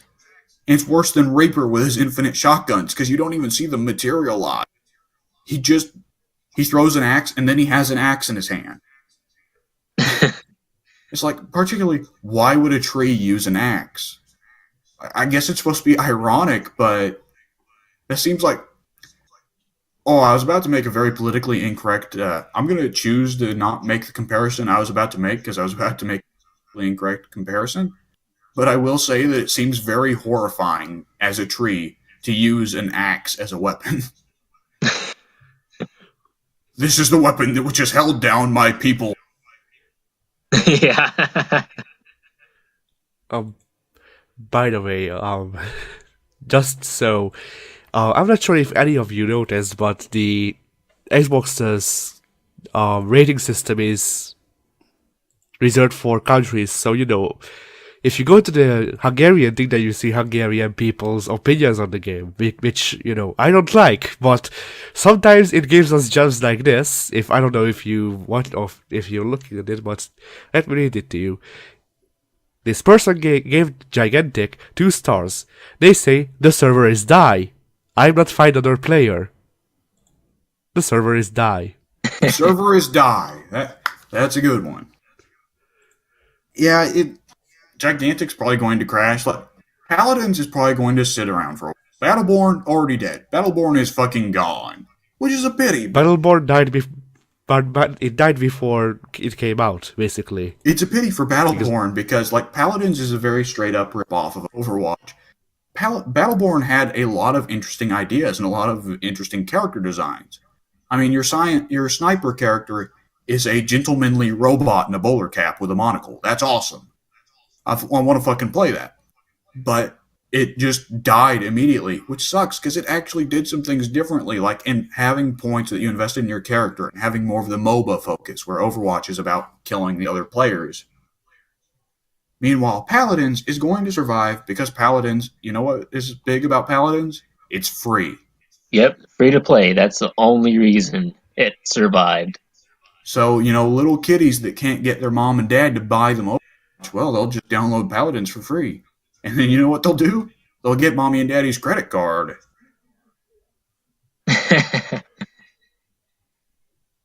I buy Overwatch. And buy Overwatch instead. Oh, we wish.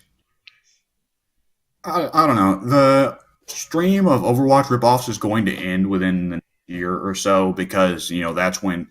Because a lot of the Overwatch ripoffs would have gotten their start when Overwatch's hype was getting real big 2 or so years ago, and so the development cycle on even the long developed games are going to be ending very soon. Because Overwatch is now a fixture of gaming, I'd definitely say, but Overwatch at the same time isn't receiving the ridiculous throughout the gaming community as it did during 2016. Yeah, it's definitely cooling down. And I'm thankful for it because, man, it was freaking annoying to hear people talking about Overwatch being basically the Lord and Savior. Overwatch did a lot of things that Overwatch looks like it may have finally. Overwatch has been a big help for the people like me that are fucking sick of Call of Duty. Because Overwatch has done something different. It has gone in a new direction. And it isn't trying to be like realistic and gritty, but at the same time you can fucking heal your wounds like Wolverine. So I'm glad for what Overwatch has done for the gaming community. I am sad that with the inspiration most people got was to just directly rip off the game rather than taking their own spins on it. But I'm glad that it's there and now there's something there other than Call of Duty and TF2, which TF2, I always loved TF2. TF2 has been dead in the water for the past 5 or so years because Valve has just stopped giving a shit and is only adding weapon skins and hats because people are going to spend money anyways. I don't know. I'm interested to see where gaming is going to go from here. So, we'll see how it is. Down the rubbish bin. Probably. Possibly. So, the next topic, let's see, is Final Fantasy 15's, that's a real fucking difficult phrase to say, DLC costumes. Which, for those of you who are unaware, Final Fantasy 15 has been adding a bunch of fucking weirdo DLC costumes, like Gordon Freeman and The Sims. And also Bayek of Siwa. Oh, That's a thing. Bayek, That Bayek makes sense. Bayek doesn't look too out of the ordinary thrown in the setting. Well, oh, Final Fantasy 15 is one of the modern looking ones, isn't it? yes. It will it there's it has a whole like Italian thing at one point. Like it in the demo it did at least. So it would have made more sense to include Ezio's robes because if you're going to Italy, at least use the Italian guy you have. Right, but But no, let's use the guy from Masyaf and use the guy from freaking Egypt because it's the most cars. It's the most recent game, and they want to market. I mean, that makes sense to But me. then they also included Altair's robes. Also, Ezio's design looks like shit, so I'm glad it's not there. But the Gordon Freeman one is just kind of hilarious because of how fucking weird your character looks, and also the fact that you can take this pretty boy character and throw fucking glasses and a goatee on because you can turn him into Gordon Freeman. Like, that's great. I love that. Look, dude. Gordon Freeman is best anime. Yeah. You can't dispute that. Oh, if Half-Life was an anime, it'd fucking bomb. Could you imagine? No pretty boys, just one guy with a gun, barely surviving, not dominating everyone while screaming and huge and muscular. He's just a kind of quiet little scientist nerd. It'd be canceled immediately. Yeah, or it would be a slice of life thing. oh geez, my scientist coworker got devoured by a horrible extra-dimensional beast. What are you gonna do? And they also added where you can put a Sims plumb bob over Lucis's head because I don't know why the fuck you'd do that. Can't you also have llama costumes? Oh yes, you can put a llama costume on Lucis. And I want to know, is Final Fantasy 15 one of those games where costumes appear during cutscenes? I don't know. Probably. I hope so that you can get the final dramatic cutscene, but Lucis is wearing a llama costume with a plumb bob over his head. The dramatic revelations! Wah! Well, that was a stupid little topic. Alright. Yeah. So Pink and I have some Overwatch talk here, but we probably want to move on quickly because we've talked at length about Overwatch several times, but I do want to bring it up. Brigitte, the new hero, which, have they added her to the game yet, properly? Not properly. She's part of the PTR. Alright. Okay, because I've seen some clips of her playing, and I wondered if they'd added her to the game. Which, by the way, did you see the thing where when they first released her, if she did her fucking dash, bash, shield bash, whatever, at a certain angle, she could launch straight up in the air? I did see that. Yeah, that's pretty great. Apparently, they've already taken it out. They launched right on. Of course they did. That's kind of lame because that could have been like her thing, her equivalent to Junkrat's mind jumping. That's her mobility move.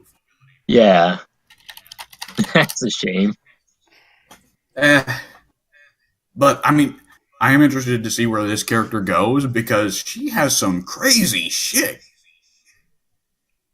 Yeah, I haven't seen too many clips of her, but it does look very interesting.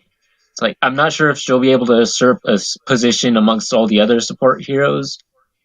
Oh, absolutely not, because Mercy is the name of the game with healing. Right? Mm-hmm.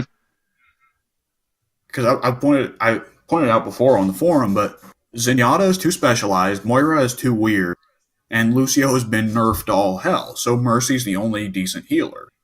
And Symmetra shouldn't even be a support character. She should be on defense, because she can't heal, and her main thing is building turrets. So she's Torbjorn, but different. Yeah. Like they keep making arguments to keep her on support, but it's just not. I mean, people are like, well, she should stay on support because she's got the teleporter that provides shields. But there are plenty of characters who aren't on support but have skills that are specifically devoted to helping the teammates. Like, should Zarya be a support now? Yeah. I was about to make that exact same comparison because Zarya's Graviton Surge is not an inherently offensive maneuver. Unless you're near the edge of the map, in which case she can just fucking I am. What was I talking about? In which case she can just launch everybody off the map and get play of the game. Yeah.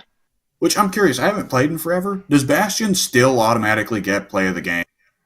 No, he Oh, does thank not. God. Not anymore. Yeah. Okay. Because I was Maybe, getting sick of just maybe seeing. in some certain special cases, but no. Okay, because I was getting sick of seeing the same damn Bastion animation of him bobbing his head up and down and looking at the bird or whatever. And then Mhm.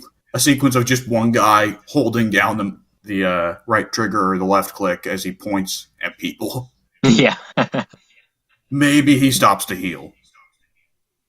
But with Brigitte, I'm really curious. Not only because they did a good job of making her a combination of Reinhardt and Torbjorn, though perhaps a little bit heavy on the Reinhardt side for her to be Torbjorn's daughter. And Yeah. it's gonna be interesting to have like Lucio and Zenyatta were both good fighters for being support, but they couldn't really do what she seems to be capable of doing. Brigitte looks like she will be like not quite to the level of Reinhardt, but quite the melee bruiser in combat. Now, if you'll excuse me, I need to mute my mic because someone in my family isn't aware of that podcast. Okay. Yeah. Regina, well, it's like they combined a lot of different elements into her, and I'm not sure if that will help her get to the top of the meta, or if it will ultimately hurt her in that she's got a lot of capabilities, but other people are more specialized in those abilities. So will that help or hurt? Where I'm really interested in is the fact that she can add armor to people if they have full health. Because, like, firstly, like, does this stack with Torbjorn's or do they conflict? Because if they stack, then the father daughter team could actually be effective. Yeah. What's But that? oh, did I cut out there? Yeah, you cut out and then it said pink. Oh, I said if her armor buff stacks with Torbjorn's, then the father daughter team there could, in terms of turning everybody in the team into a tank. Yeah. And like it'll especially another interesting thing will be on defense how she changes things because Torbjorn and Symmetra you're probably not going to see you're probably not going to see Torbjorn and Symmetra on the same team right now because they both cover the turret bases. Yeah. And they both also cover the basis of adding health to the teammates because she adds shields, he adds armor. And it's going to be interesting with Brigitte because she doesn't have a turret, but she adds armor. So what will happen if we see like Brigitte Symmetra teams? Will you see like a Tracer with 400 health? That'd be pretty sweet. But That'd be a yeah, nightmare. yeah, An unkillable nightmare. yeah. Pretty And, offensive teams. So if you're on defense, you're good. But if you're on offense, you may as well just quit. yep. And the fact that she has basically the same ult as Lucio raises the question of what happens if her and Lucio pop ults at the same time. Does their entire team just become immortal? It's like just this Zenyatta cloud amongst them. Yeah, I hope that she does well. At the same time, with the way the meta handles healers, offense, defense, tank, what I've seen is like it gets diverse. There are some characters you don't pick. Junkrat is only for weirdos. Mei, nobody's touched Mei since the first year of release. Mm-hmm. And you're probably not going to see many 76 isn't nearly as popular as he used to be. Neither is Tracer. But it's still a little bit of diversity on offense, defense, and tank. Because you don't know if you're going up against a Doomfist, a McCree, a Reaper, or a Sombra on offense. But with healers, it's Mercy. Because you can try Lucio and he sucks shit. And you can try Zenyatta, and Zenyatta is way too weird. He can't cover the entire team. Because Zenyatta's got to be juggling if he's trying to be the primary healer. Yeah. Which is He sad because doesn't have enough healing capability to be the primary healer, though. So he's got to be used in combination with Mercy or not used at all. Yeah, absolutely, and which is sad for me because I fucking love Zenyatta. Yeah, I love Zenyatta's primary weapon. Honestly, is it's his primary thing that I love about him because he shoots. It's very slow weapon, and the projectiles are very easy to dodge. But if you actually get good shots, then Zenyatta can shred people like you would never expect a support to be able to. yeah. Especially coupled with the Discord Orb. And if used on tanks, that's a very good combination because it'll knock the tanks down real easy. Yeah, Zenyatta is definitely one of the very good tank killers, especially if he's got teammates helping them. Which, if you're playing Zenyatta, you should always have teammates help. Yeah, but then you'll also have the person who on offense chose Widow and is hiding up in a tower or something. I'd rather have Widow than Hanzo because like Widow, people can understand the basics of how Widow works. You scope, you charge it up, you shoot. Hanzo, you get the people who just fire the stupid shrapnel arrow off in the direction, or they fire off uncharged arrow shots and don't bother to aim for the head or any of that. Mm-hmm. Also, is it just me, but are public Hanzo players the worst about actually using the sonic arrow to help the team? Because that would be such a good, useful skill to be able to see people in a certain area, and Hanzo's. You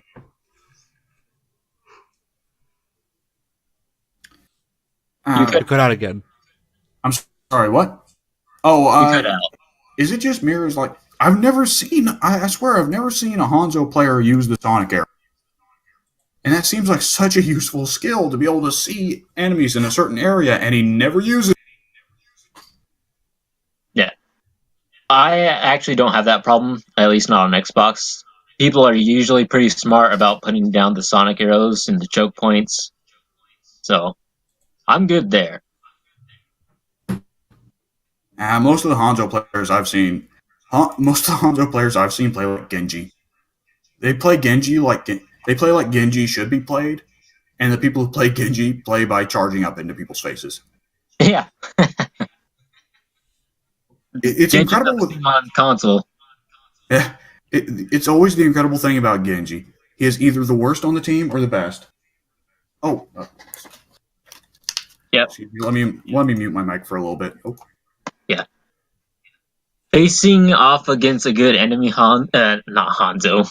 Genji is like the worst thing ever when they're really good because they're jumping all over the place and you can't aim at them because they're like clipping through your head.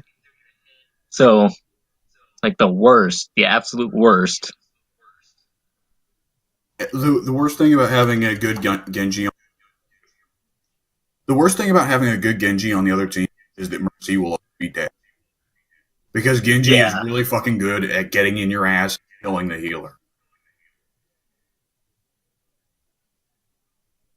And the sniper too. He usually gets the sniper. And because it's part of that natural instinct to feel like you're safe if you're sitting in the back of the team, and you're never safe with a good Genji. Yep. Like snipers usually don't see it coming anyway because they're too concentrated on the front lines that they're not bothering to check their surroundings.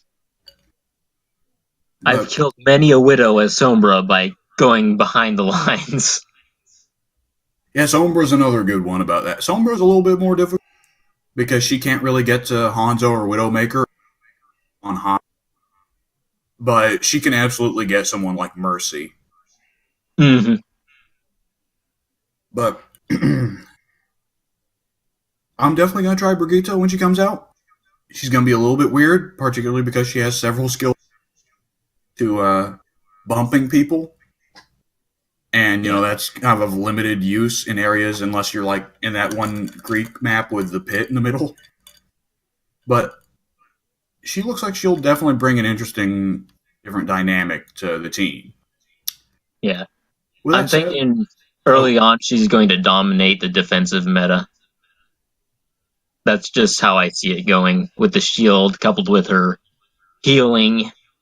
I think she'll be able to hold off choke points pretty well. yeah, with choke points, absolutely she'll do well. With she's not going to be very good on shield. Does not cover the team like would. Yeah. The combination team of her and Reinhardt, I'm not exactly sure how that works. Because he can cover the whole team, so it would bring up the question of why have her around. Yeah. It's like the Mercy Lucio thing. If you have the Reinhardt, there's no need to have the Brigida on the team to act as a shield. Yeah, if your team is the kind of team that sticks together, then Reinhardt is in it absolutely every time. Mm-hmm. And Reinhardt is very similar to Genji in terms of either he is the worst on the team or the absolute best. Yes, absolutely. Because I have seen Reinhardt's, like, just with the hammer, kill 6 people, kill the entire enemy team, no problem. And at the same time, I've run into plenty of Reinhardts that had free range to wail on me with a hammer, and I killed them at close range. Mm-hmm. It's like, oh, those are always the ones that back up into corners with their shields on as you're just running around them, beating them up. Oh, Like, that's my favorite thing when Reinhardt's used, especially because when I'm playing as McCree, because I'll just walk around them and then do the fan the hammer. It gets them every time, and they never figure it out. mm-hmm. Like, you're this big bulky dude with a big hammer. Why are you such a chicken? Save me, shield! Yeah, next topic. This is one that I've not done a spectacular amount of attention. You cut out again. This next topic, it's not one I've been doing a spectacular amount of research into. You guys might be more knowledgeable about this than me. But it is the whole issue with Lesnar going on in WWE. Are either of you aware of this? Kinda. Yeah, I'm aware of it. I don't know how real it is. That is the biggest question here. Is it a work or not?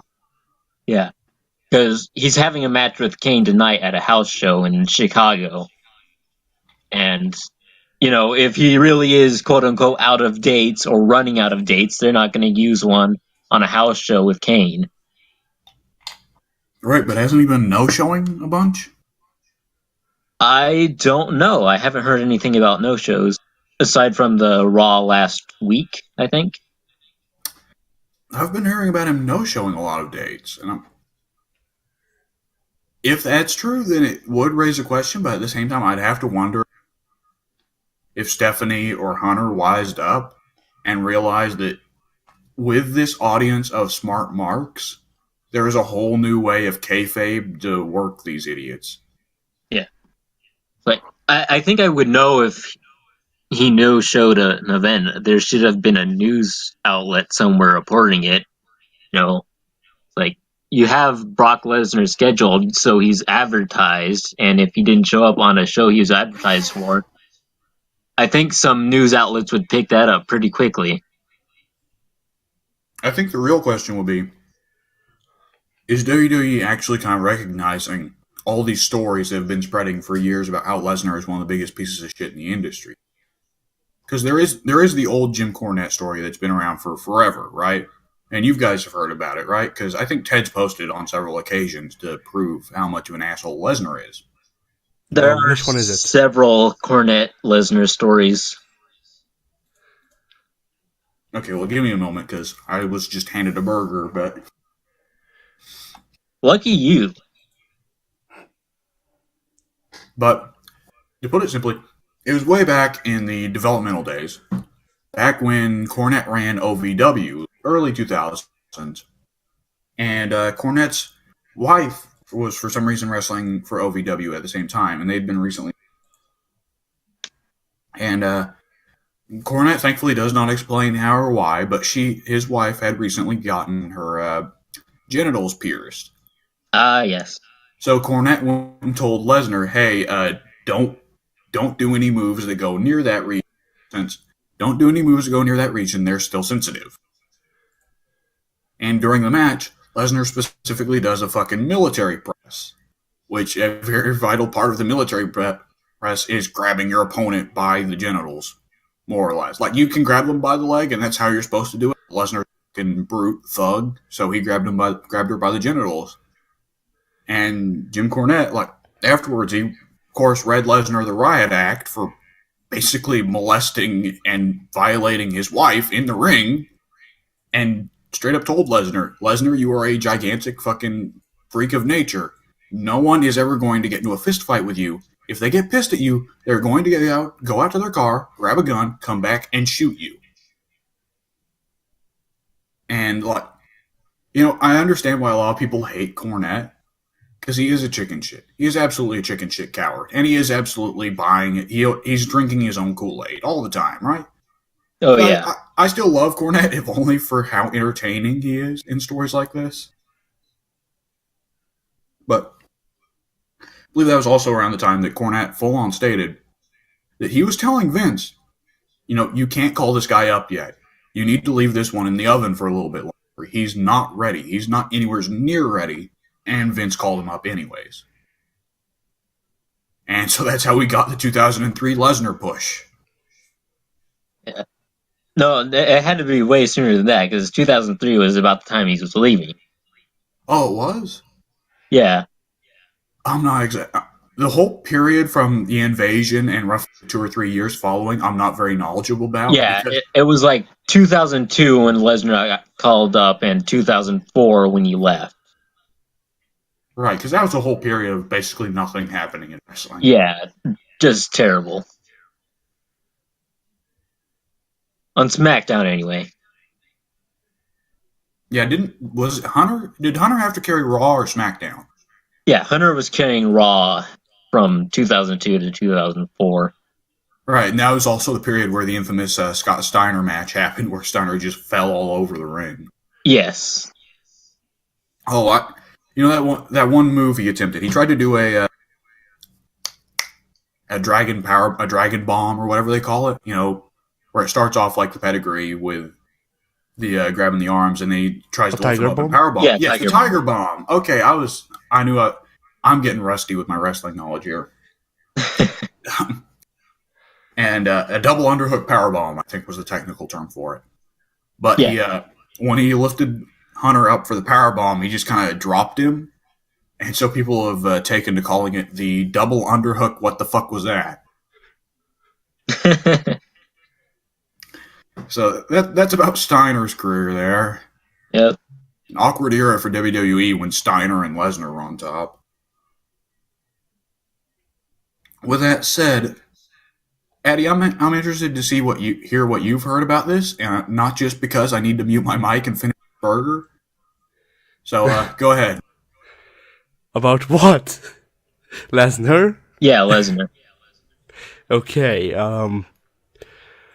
well, what I've heard about Lesnar is basically what we've seen on the forums, is that, as Alex said, he's no-showed some shows, and that he's pretty much done with the WWE.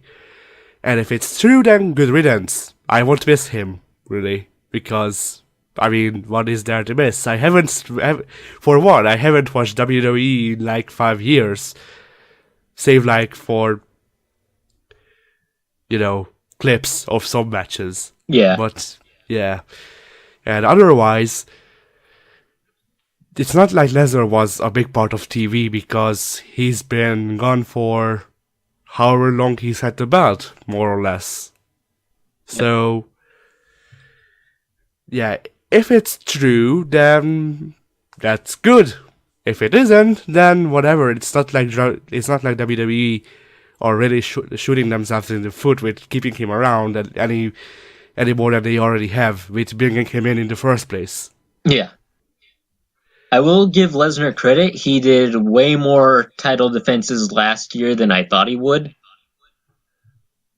But, that's all I'm going to give him. He's a terrible wrestler. All his matches are boring. They're all the same. They're all suplexing a guy multiple times and then hitting an F5 and winning. It kept Braun Strowman down. That, to a degree, kept Samoa Joe down, but I don't think Samoa Joe has the talent to actually get on top. At least not since 2006. He does only have 23% chance of winning against... Oh, that's Scott Steiner, right? Bloody hell. 33%. Yeah, it's 33. So, Senior yeah. Joe, you only got 33% chance of winning, which compared to my 66% chance because Kurt Angle knows he can't beat me. That's the greatest promo of all time. You add that together with my 53% chance, and you get 150% chance. I kind of wish they would hire Scott Steiner again just so we could have a replay of that promo on WWE. My favorite fucking part of that promo is who's the guy that used to do the stupid flipping pile driver back in the day? Everyone on the P.D. indies. Yeah, him or his tag partner is there for that promo. Oh, I think it was him, actually, the guy that did the flipping pile. Back then, his gimmick was that he was basically Scott Steiner Jr., right?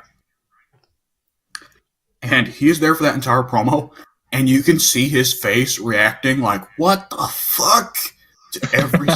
It gets worse and worse, and his facial expression gets more and more exaggerated as Scott goes on, and it's the greatest.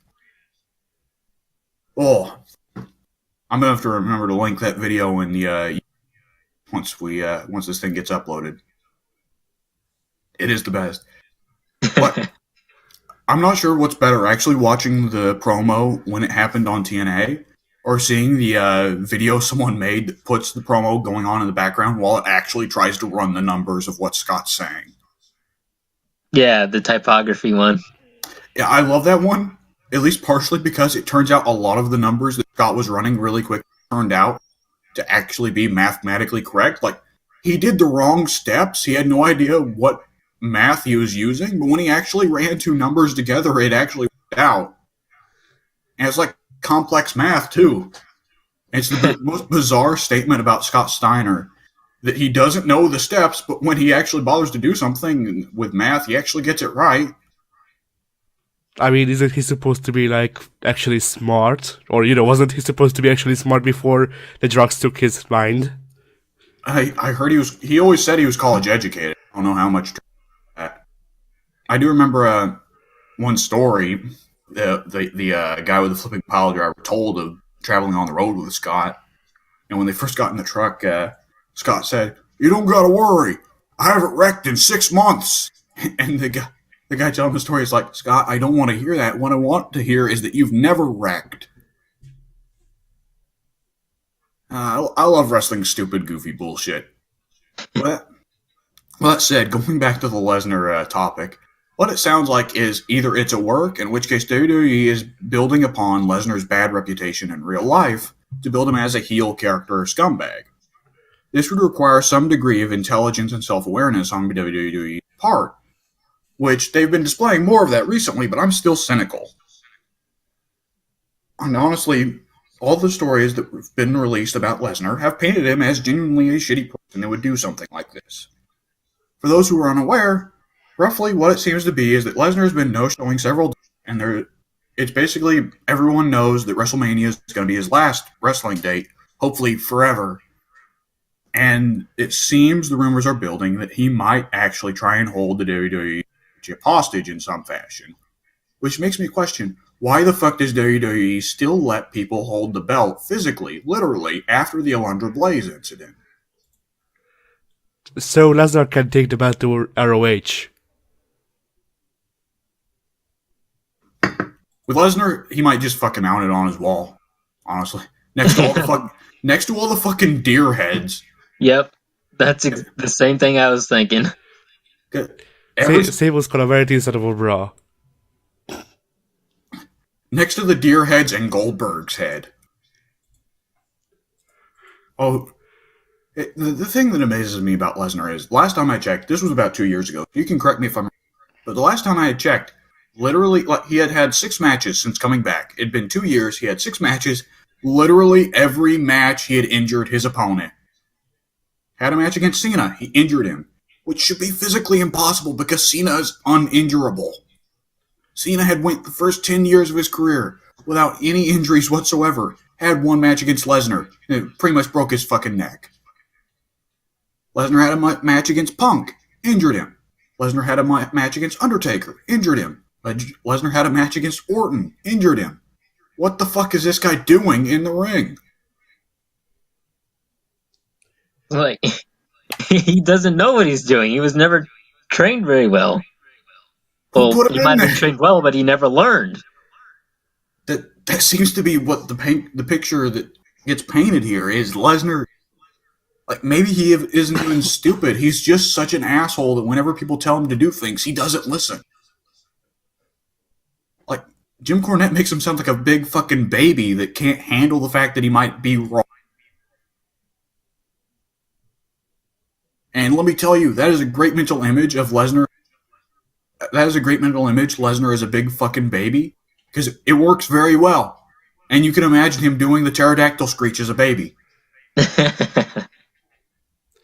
But then you have to imagine a baby with a penis tattoo on their chest, so... Well, it's still got Lesnar's face, though. I'm still imagining it having, like, Lesnar's face.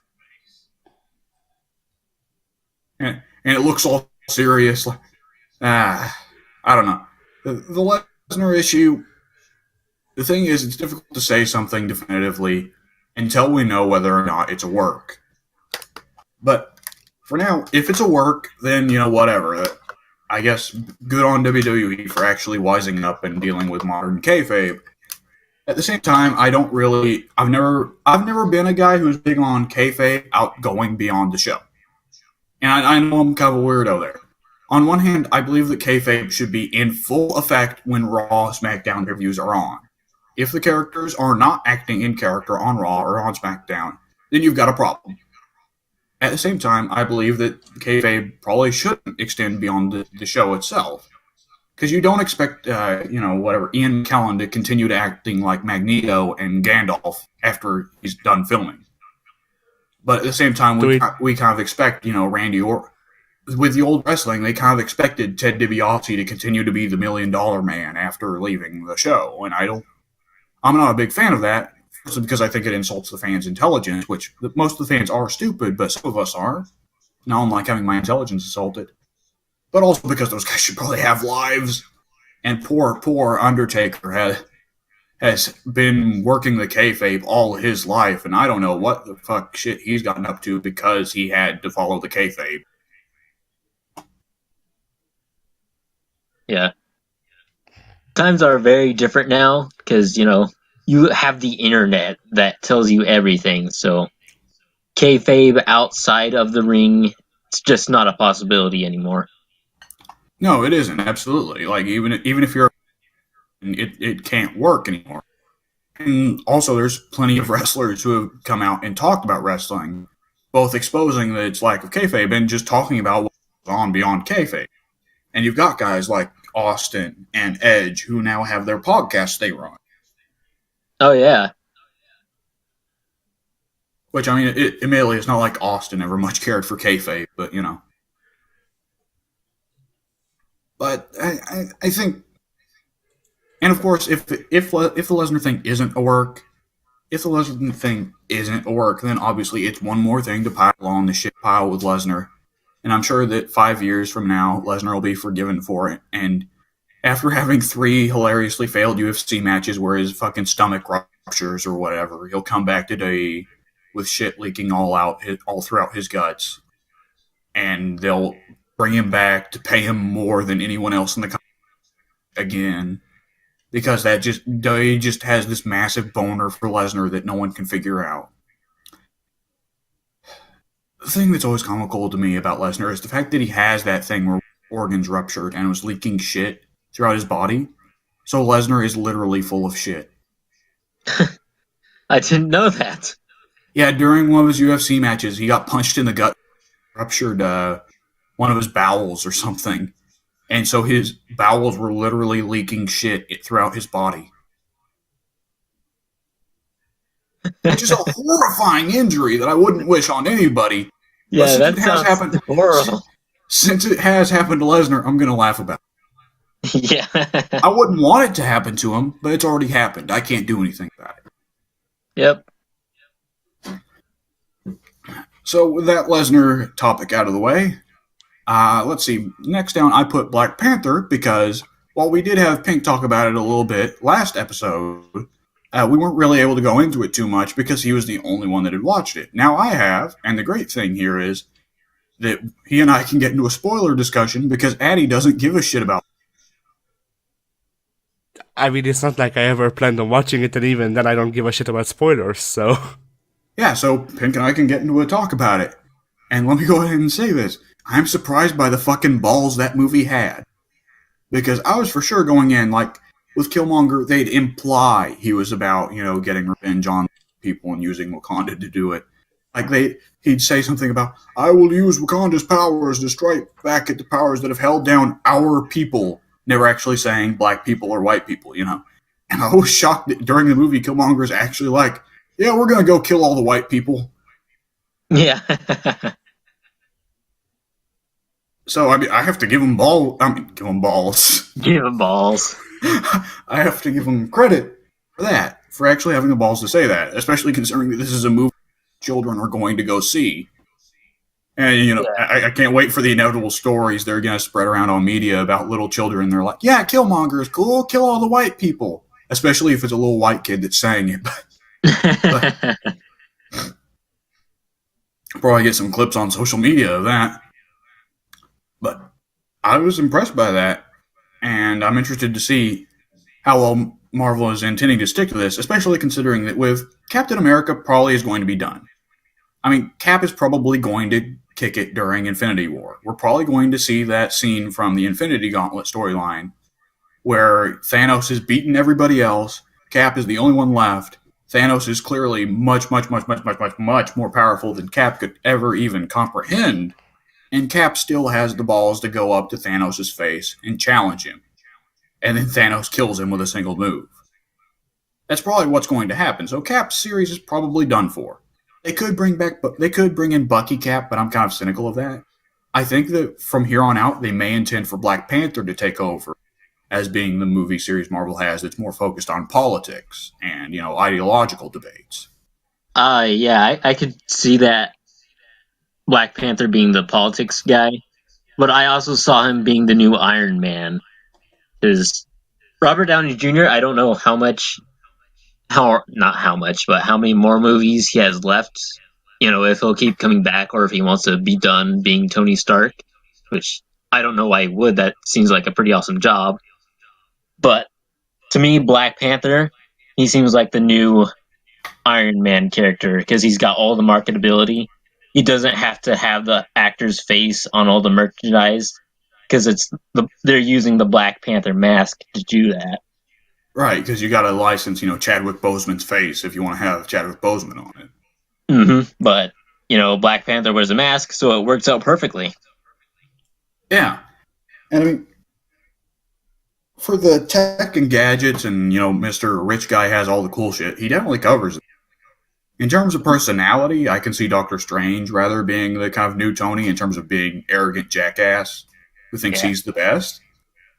Whereas I think Panther fits more Cap's idea of being this guy who gets thrown into political situations and is kind of sympathetic to all causes. Well, Cap wasn't necessarily sympathetic to all causes. Of course, Cap was very adamantly against Hydra. But Cap, at the same time, had kind of a reasonable political view that anyone could adopt. Anyone could sympathize with. And in the same way, T'Challa isn't really politically associated, so everyone kind of sympathizes with his thing. Mm-hmm.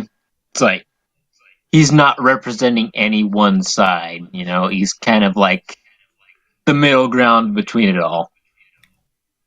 Yeah. And I'm interested to see where that goes, particularly because, like, all of T'Challa's enemies are political in some nature.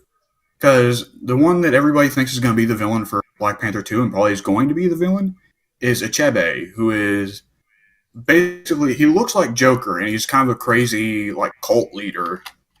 And I don't know if he's supposed to be associated with Christianity, but he kind of looks like he's wearing Christian robes or something. But the thing is, he's actually made a deal with the devil. And I'm interested to see how they'll implement that in the movies, particularly. If they do at all, which they may very well skip over him. We'll see. Yeah, that guy. And That's frightening. yes, he very much is. And he's weird because he shows up in a comic book that is based around very realistic facial proportions. And then when he shows up with that humongous Joker smile, it's like, oh, what the fuck? Yeah, I can imagine. Yeah. I mean, if they want to stick to the Christopher Priest storylines, and that's definitely the next one they're going to end up hitting, because Achebe was very much one of the Christopher Priest Panther villains. At the same time, they could go for Ta-Nehisi Coates storylines, which are a little bit different, and focus more on Wakanda hating Panther, which, I don't know. Yep. I think that would be weird to do after the first movie, because like the Panthers basically the be all end all of Wakanda. Yeah, like they might be able to do something with Panther 2 where Achebe pulls something that causes Wakanda to hate Panther, in which case they could lead into Ta-Nehisi Coates storylines. But for now, it seems like the Wakandans absolutely love T'Challa, and that's probably going to be the way for a little bit. Yeah. I mean, some of them might want to go out and start wars and whatnot, but still, T'Challa's a big guy down there. Well, I mean, they probably put Wakabi in prison, so Wakabi's not started.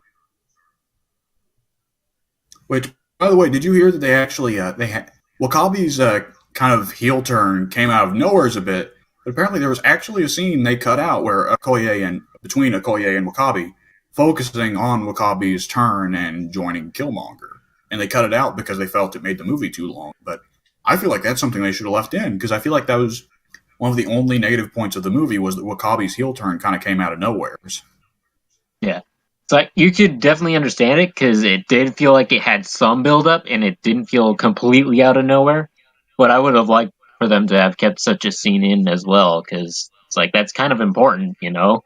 Yeah, kind of. T'Challa's seemingly best oldest friend has turned on him. But the other flaw that people are really saying, and I kind of get it, but at the same time, I get why it's there, is that with such a huge supporting cast, and everybody in the supporting cast roughly gets their scenes, gets their moment, but it doesn't really feel like there's as much focus on T'Challa. It feels like T'Challa kind of doesn't get as much screen time as you'd think he would. Because, Shuri gets her scene, Okoye gets her scene, Nakia gets her scene, Ulysses Claw gets his scene, Killmonger gets several scenes. Yeah, I think I can agree somewhat with that criticism. Like, Black Panther himself, T'Challa, I don't think he has any, like, explicit, scenes like all the rest of the cast did. But I don't think I'm holding it against the movie because it was still really solid. He's still a big player throughout the entire thing. It's not like he's taking a back seat to anyone. Yeah, I mean, it does help that also he spends, pretty much the middle chunk of the movie, most of the second act, crippled, basically, and everybody Yeah. thinks he's dead. But I think that was what made it such a good movie, though, in my opinion, because, with T'Challa being assumed dead, it just felt really good when he got back, Oh, yeah, absolutely. It's like the Lion King. A lot of people are comparing this movie to Lion King. But T'Challa does get a little bit. I feel like T'Challa, they kind of shafted. I feel like they shafted him a little bit because he did get big Civil War. Like more of Civil War than we were expecting, focused on T'Challa. Yeah. And for that purpose, T'Challa has kind of already gone through an arc, learning forgiveness. Yeah. Which is it just me, or was there kind of trying to be a juxtaposition there between Zemo in Civil War and Killmonger? I was saying the same thing when I saw that ending because it's like, it's kind of the same ending there, but very different. Yeah, because Zemo goes to kill himself, T'Challa stops him and makes sure he gets brought into the police. Killmonger goes to kill himself, T'Challa lets him. Yep. And, they're both just sitting on the side of a mountain talking at those scenes. So it's like very much the same thing. Yeah, and Zemo and Killmonger are both kind of motivated roughly the same. They're both people who are motivated by family loss and the loss of a parent to radical action. Yeah. I'm huh. I'm gonna have to think about that more because that seems like they might have actually like Ryan Coogler there might have actually intended some thematic, ongoings there with T'Challa and his villains.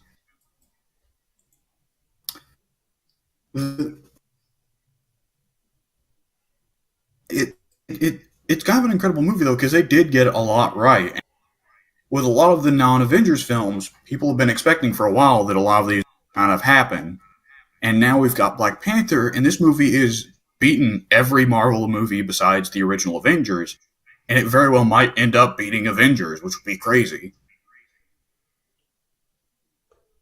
And another point I should bring up before we move on is the fact that Black Panther has brought in an entirely new audience very clearly. And Black Panther is also, at least in the media, at least in the trailers, playing a very big part in Infinity War. Makes me think that that audience will carry over to Infinity War. And if you can combine the numbers of Avengers and the numbers of Black Panther, Infinity War is going to have something truly incredible in terms of sales. Yeah, I'm hoping so. Like, after every superhero movie, basically since like after the Avengers, I always hear people say, "Oh, the superhero genre is cooling off now. It's all gonna end soon. Enjoy it while you can, because it's not gonna be around much longer." I'm hoping, well, one, I think Black Panther shows that Marvel movies will be around for quite a while. Should be taken into consideration for awards now, and hopefully, if what you say comes to fruition with Black Panther and Avengers numbers combining for Infinity War, I like to have that nice little stamp of approval. Yeah, absolutely. I mean, the thing, pushing it for awards, that may be a little. I can't see it just because the modern Oscars, like the Golden Globes, I could see giving some awards to the superhero movies. Absolutely. The Oscars, it's probably not going to happen too much because the thing is, you gotta keep in mind the only movie like out of the real Oscars, like who gives a shit about the special effects Oscars, right? Who cares? Mm-hmm. But the real Oscars, are the best picture, best director, best actors, best screenwriters, and so far out of the serious awards, Heath Ledger got elected, won best supporting actor, and Logan has just been nominated for best adapted story. Those are two both very big because they're superhero stories that might just end up winning Oscars. But at the same time, I think the Academy is definitely going to try and sandbag the shit out of the Marvel universe because the Academy is traditionally opposed to franchises and anything that isn't artistic. Yeah. So I don't see the Academy giving out the Marvel movies any awards. Black Panther is the Uh, closest. Black Panther is yeah. definitely the closest they'll get because after 3 or 4 years, was it 2 or 3 years ago?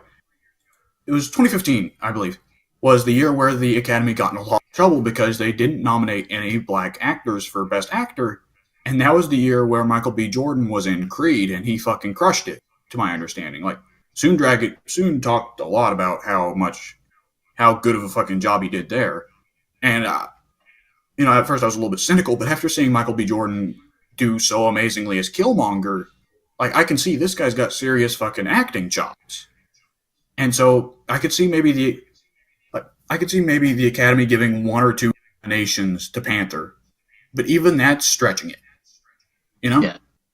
this is the closest they're going to get to any acknowledgement by the Academy, and they're probably Yeah. not going to get too much of it. But this is the closest they'll get.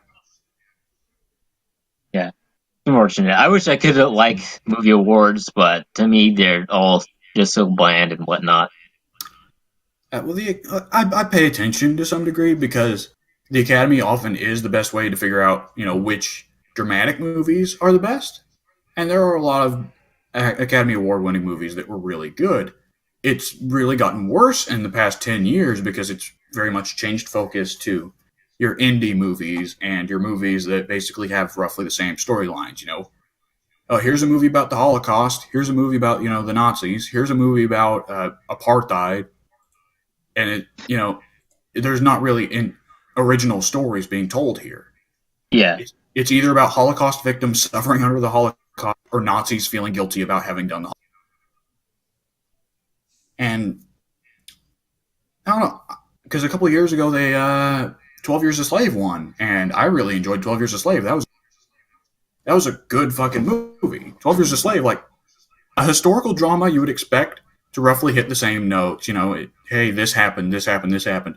12 Years a Slave is a bizarrely good thriller because you watch 12 Years a Slave and you are always scared shitless for the protagonist's life. It was very good at that. nice. But, I mean, at this point, good Oscar winners are kind of rare. Yeah. I don't think I can ever forgive them for snubbing Leonardo for so long. Eh, I don't yeah, even know what he finally won an Oscar for, to be honest. I just know that he has one now.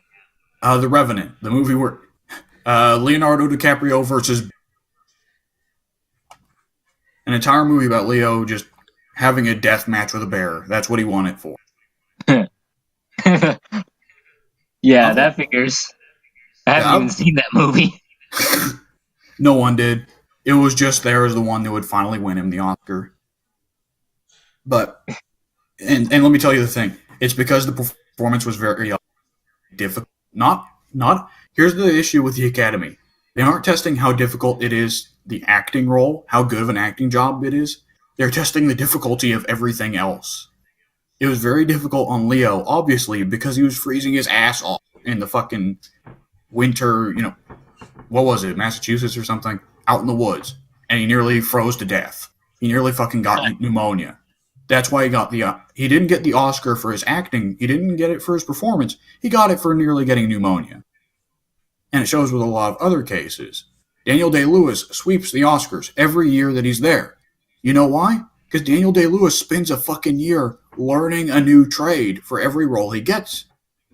And look, I'm reminded of when he and Liam Neeson were on this set, on the same set. They were doing Gangs of New York. And because Daniel Day-Lewis is a nut job and he loves to get hostile towards people if his character is supposed to stop. So he was harassing Leo and Liam Neeson filming. And at one point, Liam Neeson just fucking flipped out at him and said, dude, why the fuck do you have to... Have you ever considered just acting and not trying to become the person? Like, what the fuck? Ugh. I don't know. The Academy is annoying as a film goer, as a lover of film. It's also kind of annoying as an actor because it's kind of disgusting. Like, at least to me as an actor, I wouldn't consider myself like a great actor or anything. I consider myself a good actor, but it is just annoying to me that these people aren't winning Oscars for acting. They're winning for, dedication to things other than acting, but involved with their character. Yeah. And that's annoying to me, but that's kind of veering off the topic. With Black Panther, which is the actual topic we're supposed to be talking about right now, I don't know, is there really much else to talk about with Black Panther other than the fact we really, really enjoyed it, and it was all around a great movie? Yeah. I don't know what much else there is to say about it. Like, I think the last couple of Marvel films, which, correct me if I'm wrong, were Thor Ragnarok, Guardians of the Galaxy Volume 2, and Spider-Man Homecoming, were not the best that Marvel has put out, but Black Panther completely blew Blows all them those away. away, and Yeah, anything that preceded those. yeah, absolutely. I mean, I enjoyed Spider-Man. I really did. And Spider-Man wasn't as guilty of the overt focus on comedy as Guardians 2, Thor Ragnarok were. But I mean, I enjoyed Thor Ragnarok for what it was. Bizarrely enough, I really enjoyed the bits. I found a lot of the Sakaar stuff like, oh, it's wacky. Yeah, I don't care. Like the jokes, most of them went like, I guess fans of the movie would say, oh well, you'll know comedy, whatever. I didn't laugh. I didn't laugh for a lot of the jokes. I mean, easily their best joke, was the one they blew in the trailer. I know him from work, that gag. Ah, yeah. Yeah. But I liked Hela. And I fucking love the sequence of him getting the Odin Force and, wiping out all the zombies on the bridge. That was an amazing fight scene. Everything on Sakaar was just kind of blah. We're trying to be Guardians here because Thor has never really been able to work on his own solo film. Mm-hmm. Guardians Volume 2, I really loved Guardians Volume 2. I really enjoyed how they handled the theme of family going on there. I thought it was handled really well. And I did laugh at a lot of the jokes, but at the same time, there were a lot of jokes like, oh, really? The fucking joke where Rocket says he's going to leave a turd on Star-Lord's pillow. And Star-Lord's like, why would you shit on my pillow? And Rocket says, it's not your turd, it's Drax's. And Drax laughs and talks about his famously huge turds. Like, ha ha ha. What are we, 12? Uh-huh. I mean, Guardians of the Galaxy 2, to me, just suffered from the fact that it was basically a plot to set up the action sequences. Because I didn't see much to Ego at all. I enjoyed Ego for what it was. Like, yeah. Because it wasn't particularly original. Star-Lord finds his dad, kill him. Like, we all saw that coming from a mile away. But I liked with Ego that Marvel had the balls to actually handle a character who is a fucking god.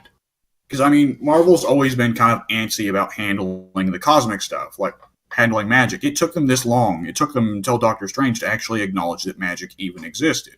Yeah. Because they it's like, for the longest time, they kept saying that magic didn't exist in the movie, and then we finally got Doctor Strange. Right, and then after that followed several Marvel stuff that did acknowledge magic, like Iron Fist or Runaways. But for a while they'd been like, yeah, Thor and Loki aren't gods, they're just very, very advanced aliens. Like, shut the fuck up. Yeah. How did they get their names? Thor can control lightning because he's a very, very...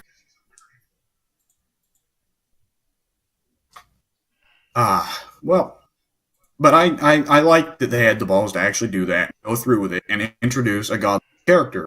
And I feel to some degree they had to do that because they hadn't really introduced a cosmic god-like character yet in the movies, and they kind of had to before Thanos came around so that you were more able to understand Thanos. Yeah, that's a good point. And I enjoyed how everyone had, how Star-Lord and Rocket and Yondu and Gamora and everybody had an arc they were going through and a story they were going through, but they all followed the theme of family really well, but they each handled families in a different way. And some of the stories they had there of the themes of family hit me at home. They resembled people that I've known and, things like that. And so to some degree, it is a personal thing that I appreciate Guardians 2 so much. But, I mean, Gamora is still bland. Gamora is still bland as hell. They did finally get Gamora to have her awesome moment, which she was so sorely lacking in the first movie. That moment of her lifting up the entire spaceship cannon by herself. Like, the first movie, Gamora was just there. She didn't have anything to do, and they finally gave her something to do. So that was cool. Yeah. And Nebula, they gave her some sympathetic traits, since in the first movie she was just kind of an asshole. So now they kind of set up the whole thing of, like, she hates her sister because of her losing to her sister that she has the cybernetic parts and what have you. And that was really good. I thought Nebula was... As I'm stumbling over my words, I thought Nebula was one of the best parts of that movie. Oh, yeah, absolutely. And I like the goofy little stupid sidekick that Yondu has now with the Guardians. Yeah. Kraglin, I heard that he's not an official member, though, and that kind of saddened me. Oh, I haven't heard about that. Last I'd heard, he was an official. I guess he's just going to be a hanger-on for him. Like, unless Guardian 3 just starts with them kicking him off the ship, which would be hilarious. Yeah. You just see them kick him out onto a planet and then leave. And he's like, wait! Yeah. Joke's on them. He gets to escape the destruction of Thanos.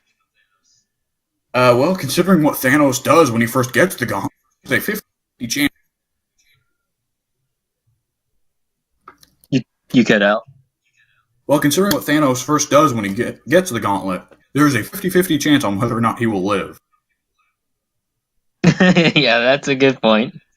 No one's safe once Thanos has the gauntlet. But I mean, I'm happy with the way Marvel's been. Well, Thor Ragnarok went way too far. Guardians went a little bit too far. Spider-Man, I really enjoyed. Doctor Strange was fucking amazing. Yeah, Civil Civil War was all right. Perhaps it could have been paced better. I mean, the thing with Civil War is we would have thought it was absolutely fucking amazing if it wasn't the follow up to Winter Soldier, and Winter Soldier was absolutely fucking amazing. So Civil War couldn't live up to Winter Soldier. yeah. I really did love Civil War, though. I don't think I have any much bad things to say about it. And I But really enjoyed Spider-Man: Homecoming as well. There were what the heck is that? There were some things that I didn't like about it, but overall, I think it was my favorite Spider-Man movie. Well, obviously of all time. But I thought it was a really good Marvel movie as well. My my computer is like throwing stuff at me right now, and I don't know why. it's just launching shit from across the room. Yeah, yeah, Oh, Then I have to beat up a chair. Homecoming, I enjoyed Homecoming. I don't have much to say about it. It's kind of a good movie. It yeah. had It like was a solid movie. It had flaws with Peter's character, I thought, and I didn't buy Flash as any type of bully. He was just a real dork. So it's like that part was disappointing to me because I enjoyed the dynamic of Flash. You know, I yeah, could understand that they couldn't really have a jock type character nowadays, and especially not with the him going to like some nerd school. yeah. There were Spider-Man for me was a movie that I really enjoyed it, but at the same time, I can't point out any specific flaws because my main issue with the movie was just that it did everything well, but it didn't do anything exceptional. Yeah, I thought With that Vulture's reveal as Liz's father, I thought that was spectacular. I really enjoyed that too because I did not Yeah, fucking see that coming. but it was probably the greatest. I don't know how long that was, 10 minutes maybe from the door to the leaving. Yeah, the limo scene then when Vulture had figured it out, tense as fuck. Hmm. The Civil War is a little bit different. Civil War, like I can very clearly point out what I thought, and it was definitely a noticeable thing in that movie. It was supposed to be big because they are introducing T'Challa, and T'Challa be devoted to him, and Peter's there for a scene or two. So it felt a little uneven, but at the same time, that's to be expected because Sony might just go ahead and hold Spider-Man hostage at some point for extra money, or they might pull out and try to do their own thing because they're fucking assholes. Yeah, Which I mean, have you seen the Venom trailer? It's the I have. It looks so incredibly stupid. I hate it. I hate it because it's the most generic trailer I've ever seen. Yes. We have white bearded tough guy motorcycling through car wrecks going, "They took something from me. Now I'm gonna take it back." And then, he drives by another explosion or something. And then there's a scene of him looking tense. And then there's a scene of some white chick with blonde hair looking tense. And then Venom. Like, what the fuck is Venom about that? Yeah. It, it's It's like you born. showed me a trailer and then you put the words Venom at the end. And I think something was lost in translation because that was not a trailer for Venom. Oh, hell no. It was a fucking trailer for a Bourne movie. Yeah. I will just go ahead and say that I think the Venom movie is going to be shit. And I think it's because Venom is an entirely CGI character that cost money. So we're probably going to get a Venom movie where Venom himself is only in one or two scenes. You know? Yeah. As part Knowing of Sony, that's probably exactly what they're going to do. It'll be exactly like Spider-Man 3. You only saw Venom in like 2 scenes. Yep, and he's not Venom, he's just Eddie Brock, but, with scarier looking skin. Yep. Moving on to the next topic. This one is also kind of just an Alex and Pink topic, so but this one will probably be shorter, so sorry. Next one will be The next one after this one will be a topic all three of us can talk about, but I want to just go ahead and hit this quick so we can get it out of the way. But in comics, over the past couple of months, now some of these are recent, some of these are not, but there's been some writing changes. And roughly, like, the short of it is Ta-Nehisi Coates will be taking over Captain America. I don't know if he's still going to be writing Black Panther. I'll have to look into that. But he's going to be taking over Cap. Brian Michael Bendis has, jumped ship from Marvel and went to DC and is now taking over Superman. Christopher Priest is taking over Justice League. After 40 years in the industry, he finally gets a run on one of the main titles. And Neil Gaiman has returned to DC to write Sandman again after 20 years away. Well, actually, he wrote a miniseries set in Sandman about 5 or 6 years ago, but it was just a little miniseries prequel to the original series. This new run will bring back all of the original Sandman characters, apparently. Like, I heard that it's even bringing back Lucifer, which is incredible, considering that Lucifer's got his own TV show now. Which, I mean, makes sense. Strike when the iron's hot, and the iron is probably pretty hot for Lucifer right now. Oh, yeah. On my part, I think that, for the most part, all of these are more or less good changes. Because Bendis, like, the most obviously, like, potentially dangerous is Bendis taking over Superman. But for his part, I think that Bendis's flaws, like being, of course, the decompressed storytelling, and also his habit of rapidly killing off characters, I think that those can be dealt with at the editorial level. But at the same time, Bendis does a couple of things well. Bendis is very good at making stories grounded. Bendis is like more in connection with the regular man than your average person, and that's why like he worked with Jessica Jones, because Jessica Jones was supposed to be a very down-to-earth, grounded superhero with very real flaws. And I think for Superman, that could be an interesting direction to put Superman more in connection with the Earth and dealing with everyday issues. Rather than, ever since Rebirth, of all the Superman Rebirth comics I've read, Superman is dealing with cosmic issues. Which, that's cool to have Superman deal with cosmic issues every now and then. But Superman can't just be dealing with cosmic issues. That shouldn't be his primary thing, though, because...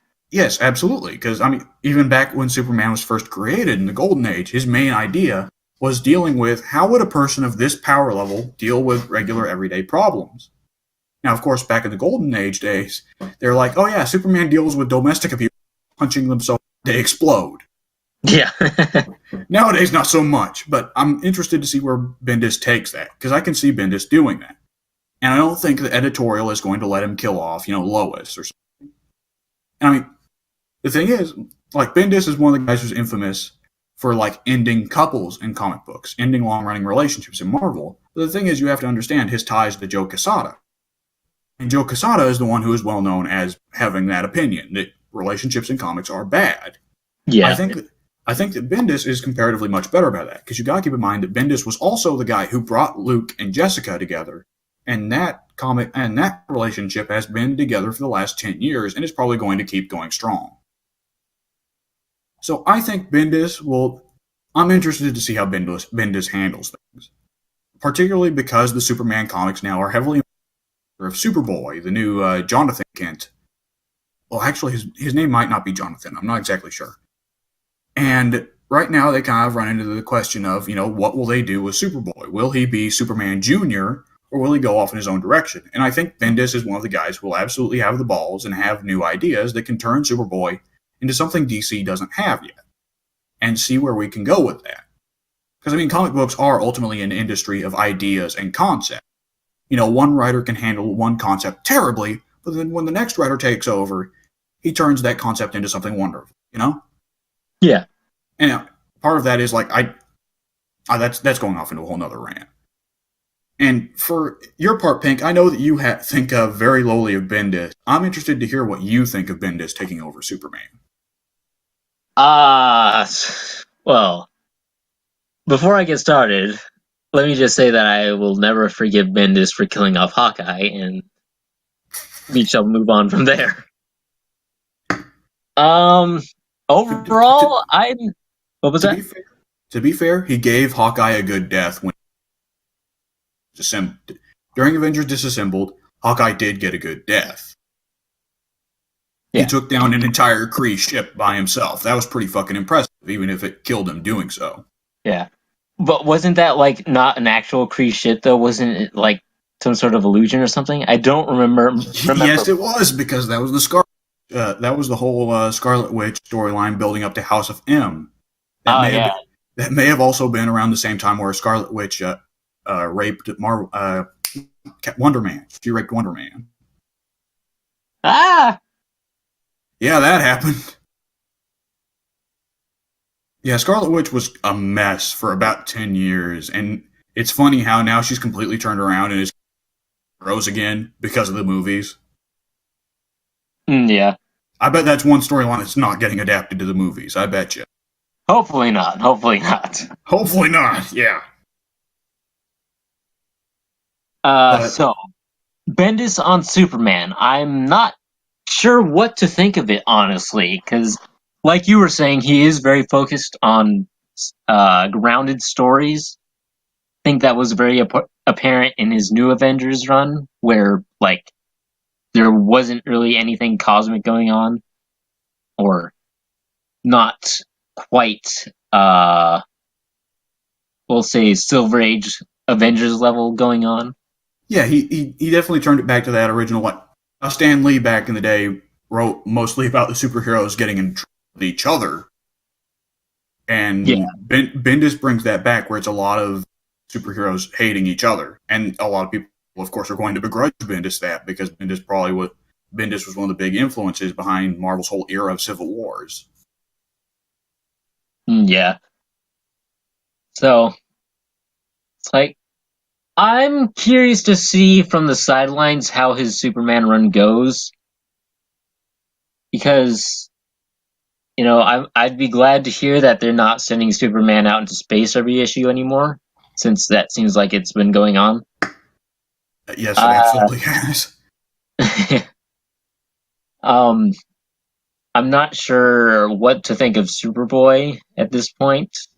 Superboy is very good because Superboy has a comic that's Super Son. It's him and Damian Wayne work together, and it's Yeah. an amazing comic, at least partially because with Damian Wayne, DC has stopped bothering to try and make Damian Wayne sympathetic and are instead just making him an over-the-top piece of shit.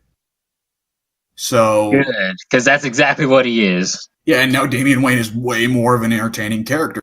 Basically, DC's Bender. Like, the Titan, Batman was like, you can't have your own super team. And then Robin's like, okay, I'm going to go make my own Teen Titans with blackjack and hookers. And then he kidnapped Starfire and Beast Boy to do it. Well, he said hookers, so yeah. Oh, this is Rebirth Starfire. She's not quite like that. You're talking about New 52 Starfire. Rebirth Star. I was talking about Beast Boy. Ah, yeah. Big fucking monkey hookers. Yeah. Like, he's like a millionaire. Why does he need to go around as a hooker? Come on now. Oh, hey, he could just be doing it for fun. Oh yeah, that's true. Like, Starfire does it because he loves everybody equally. Yeah. So, who else do we have? We have Neil Gaiman. Neil Gaiman is taking over Sandman. Sandman is a story that I've read about the first third of. It was about a 70 issue run, I want to say, and I read the first 25 or so issues. Sandman is probably one of the most interesting comics I've ever read, and definitely one of my favorites. Sandman is a little bit different than your regular comic. Sandman is set in the DC universe, but it follows the main protagonist, Dream, who takes the sort of Superman principle, where Superman is powerful beyond knowing, right? Yeah. Like, he's ridiculously powerful. So you have to set out issues that Superman can't beat with brute force. Dream follows along similar lines in terms of being ridiculously powerful. But Dream also runs into kind of issues regarding his own realm, and the fact that Dream is put together as the god of all that never was, which includes dreams, nightmares, but it also includes stories. And it sounds like a very weak power set, of course. He controls all that never existed. But the thing is that in controlling dreams and nightmare stories, he actually has an extraordinary influence upon the world in ways He controls ideas even. So, like most ideas, big ideas have been his work. And it revolves around him trying to maintain the realm of all that never was, the realm of dreams, and dealing with cosmic issues that confront him there, but also dealing with moral and ideological issues that fall under his domain, or fall under the domains of other gods that are related to him. And it's kind of this whole thing of like, a large part of what makes the stories interesting is seeing the extent of his powers, seeing the creative ways he can use his powers to solve issues, but also seeing, what choices he's going to make. Because with Superman, the interesting part about the choices Superman is forced to make is that Superman has a very stringent morality, and Superman is always trying to make the best choice possible. And so the interesting part is seeing in what ways Superman can solve issues while still maintaining his morality, even in incredibly difficult choices where it seems like there's no right answer. With Dream, a lot of the interesting parts of his story come from Dream's own bizarre kind of morality, which doesn't function in the same way that ours do. And also Dream's own personal flaws, with him being very arrogant, very petty, being very stubborn. He holds a lot of grudges. And it's very interesting watching him evolve as a character as he deals with issues over time and just generally creating this world, this whole new dimension to the DC universe. It's also kind of fun because Sandman plays a big part in establishing the cosmic sort of ladder that DC has, and that it establishes that Dream and his 6 compatriots, the Endless, are basically the second biggest set of cosmic beings in the DC universe after only God himself. And subsequently, it spins off into several other series, such as Death's series, which revolves around the goddess of death, and Lucifer's, which is, of course, about, the devil, and how Lucifer has, gotten tired of running hell. He's tired of running hell, so he goes to set up a bar in Los Angeles, as you do. And after setting up the bar in Los Angeles, he finds that he still, as the TV show goes, I've not read too much of the comic, not to read too much about it. In the TV show, Lucifer finds, after setting up the bar, he finds that he still kind of wants to punish sinners, even though he's given up rule of hell. So then he starts running into this issue of him being the devil on Earth, having godlike powers, but also wanting to hunt down sinners and all that, and also running into conflict with other gods and angels and what have you, of course. So I'm really interested to see Neil Gaiman bring it back, especially because in the DC Rebirth, everything is going so well already. Adding this stuff is not only icing, but I'm interested to see how well Neil Gaiman did in sort of tying it more into the DC lore. Because Sandman is DC canon, has been since its inception. Now, a lot of people argued about it because the more the story ties their word to the DC proper. But even the ending story tied heavily to DC canon, and several stories years later involved characters. Like during the last of the pre-New 52 stories, Ring of Power or what have you, the Black Ring, I think, Lex Luthor meets Death. So it's pretty fucking tied, and it'll be interesting to see whether, given these new opportunities, if Neil Gaiman's going to tie it back into DC, or if he's going to continue trying to do his own thing that's tangentially related to DC. Yeah. Did Gaiman write all of the series, or did he have other people fill in along the way? He wrote Sandman. He wrote Death. He might have wrote a few tied-in series. Lucifer, though, Lucifer was introduced as Sandman and was a side character for Sandman for several years until Neil Gaiman finally ran the storyline where Lucifer gives up the rule of hell because he's tired of it. At what point I believe someone, Mike Milligan or something, took over the character and gave him his own ongoing comic book for several years. All right. Yeah. Seems pretty cool to me that after being gone so long that he's now coming back to do something that he had so much creative input into. So I wouldn't expect anything bad to come from it.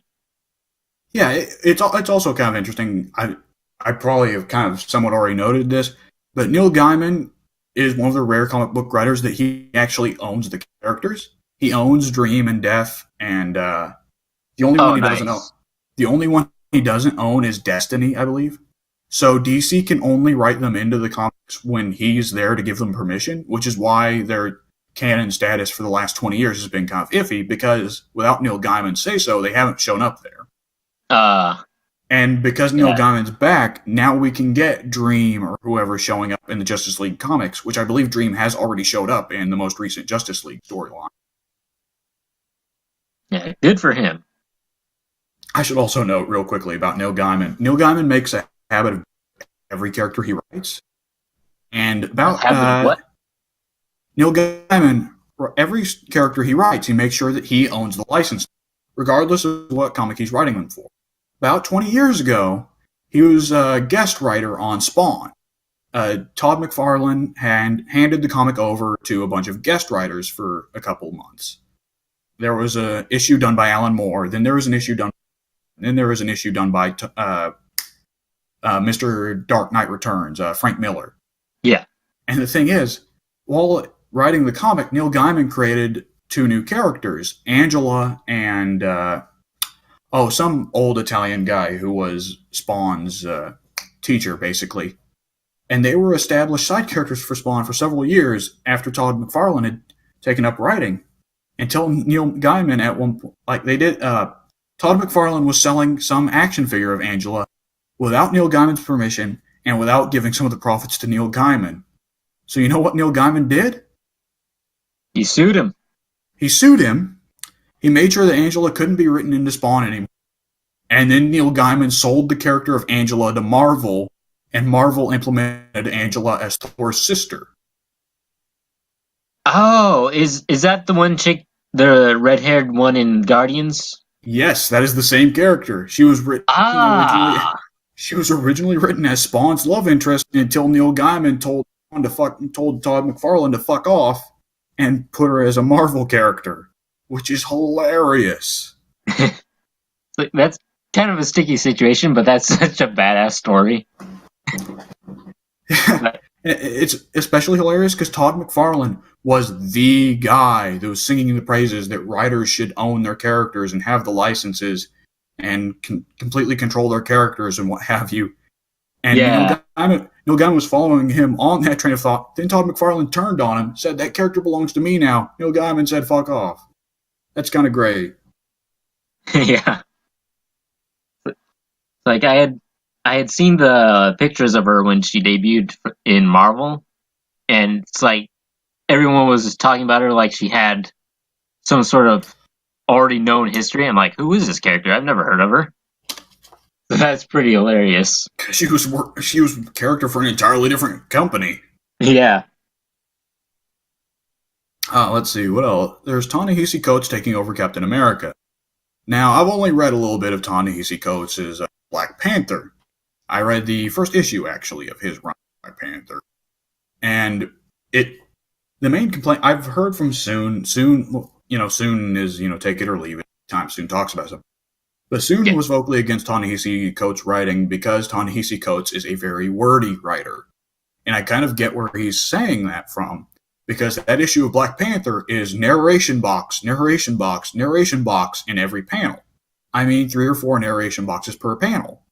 And he's going on these long talks about ideology and, a king's place in ruling his country and, the nature of Panther's rule and the suffering that his people have had under these recent years of war with Namor, have you. And I get why. I get why Ta-Nehisi Coates writes like that, particularly because Ta-Nehisi Coates is not a comic book writer. He is like a professor of history at some big university. Oh, no. He's not a comic book writer. He's a professor of history that start writing Black Panther. So writing paragraphs is what that guy did for a living, and now it's what he does writing comic books. Yeah. I mean, I will admit, though, I think if they keep Coates just on Panther and Captain America, it would absolutely work perfectly fine. Because Panther and Captain America are two very writing heavy characters that talk a lot about ideology and politics and what have you. So it makes sense in their cases. The more Yeah. curious part, I think, is that Ta-Nehisi Coates is going to be the guy that's pretty much taking over Cap after the Hydra situation. What is going on with that? Because I haven't been keeping up with Marvel because of the Hydra situation.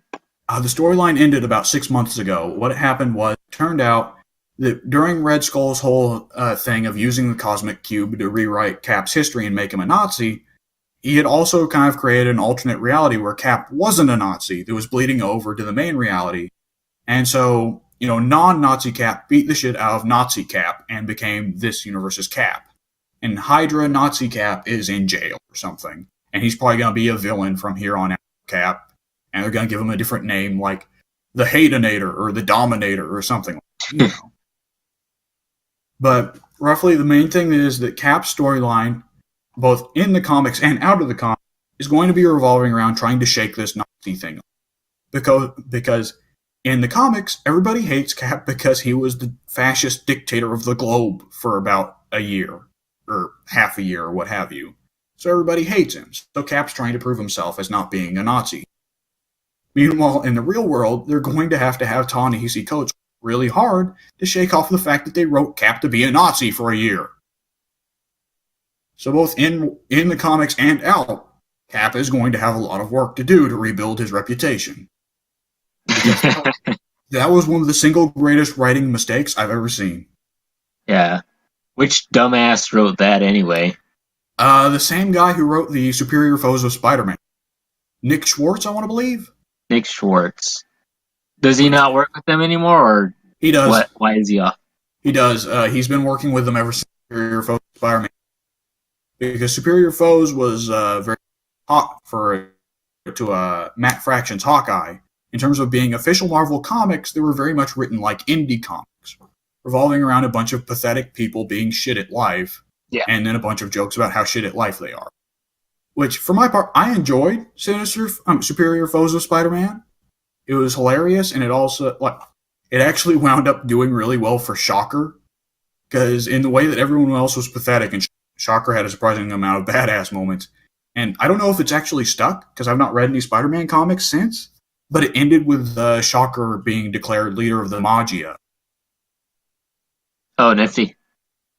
Yeah, that's a complete change for Shocker, considering he's moving up in the world. Yes, he is. And it's really hilarious because he got that role because he beat Punisher in a fluke match. He cheap-shotted Punisher. That's what got him the role.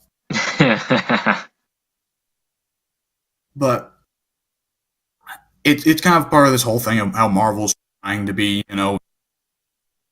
just turning around and kicking their own asses really badly. Yeah. And I mean, I get what they're trying to go for with trying to make, Hydra Cap a Donald Trump allegory. But they'd already been pushing that with Red Skull a few years ago during the One storyline. Around the time of Avengers versus X-Men, and a few years after that, they've been pushing the idea of running for president, and it was supposed to be a Trump allegory. And that could have worked really well if they had actually kept going with it. Because, they did DC did the Lex Luthor storyline 10 years ago, Luthor becoming president as an allegory for Bush. So, it seems now every 10 years or so, whenever a Republican president gets nominated, we're going to get a supervillain running for president storyline. But anyways. Yeah. It could have worked pretty well if they wanted to go for the Nazis ruling the world storyline, Red Skull take over America, rather than having Captain America turn out to be a Nazi. Mm-hmm. I don't know. Ta-Nehisi Coates, I'm interested to see what he can do. I hope he doesn't just turn it into paragraph upon paragraph of narration. But if he's writing Captain America and the supposed goal is to get people to forgive them for making Captain America a Nazi, I don't think paragraphs upon paragraphs will be the thing that does that. I think they need to basically pretend that the Nazi thing didn't happen, don't acknowledge it, just start remaking, or not remaking, but start making it comics like they used to be. Don't mention Nazi Cap. Don't do any of that. Just do some good old fashioned comic books. You know that isn't going to happen. You know the following trying to prove that he isn't a Nazi. Yeah. That's always how it is for comics. How long Yep. did Hal Jordan have to prove that he wasn't fucking evil Parallax. yellow? Yeah, Parallax for however. I wish it was just the storyline would just get fucking burned and we'd all pretend it didn't happen. Yeah. The last comic book writer, I'm sorry, Addie. We're going to be talking about Rainbow after that. The last comic book writer change to note is Christopher Priest is taking over Justice League. Now, this is kind of coinciding with the release of Black Panther because Panther was very much based off of Christopher Priest's storyline, his run on Black Panther during the Marvel Knight days. Yeah, when Joe Quesada basically saved the fuck out of Marvel from drowning. Yeah. And Christopher Priest is largely the writer that's associated with turning to today, turning him from, the background Avenger to being Mr. Genius King Trillionaire. Yeah. Which so Priest, you should write Batman pretty well.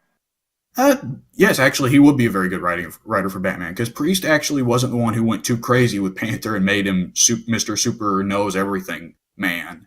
That was the follow-up writer, Reginald Hudlin. Now, mind you, Christopher Priest is one of the biggest industry guys that are still working in the comic book industry today. He has been around for 40 years. When he was about 20 years old, he was already the editor at DC, which is a job that he sucked at and quit because he fucking hated it. And Reginald Hudlin is a guy, I think Panther was the only comic he ever wrote. After he was done writing Panther, he left to become an executive. After he finished writing Panther, he left to become an executive at BET.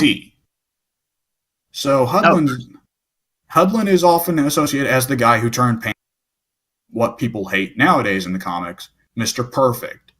Hudlin also is conveniently the same guy who wrote Panther to Mary Storm, a romance that had no build-up or real justification, and was annulled 6 years later. Oh, thank God. Oh yeah, they divorced during Avengers versus X-Men because Panther sided with the Avengers and Storm sided with X-Men. Nice. Yeah, so that's good. And I think almost immediately after, it turned out Storm was banging Wolverine anyways. Good for her. Good for her.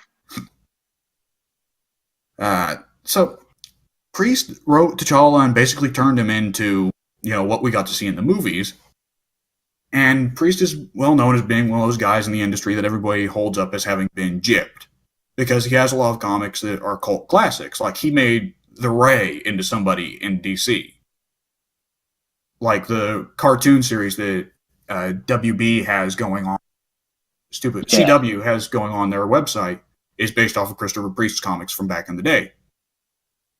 And Priest is a guy that, in his 40 years, he's been more or less taking the last 10 years off because he's been very vocally opposed to this recent thing that Marvel's been doing, of where Marvel will bring in, a Hispanic, lesbian, whatever writer to write Miss America, because apparently you can only write Miss America Hispanic lesbian, right?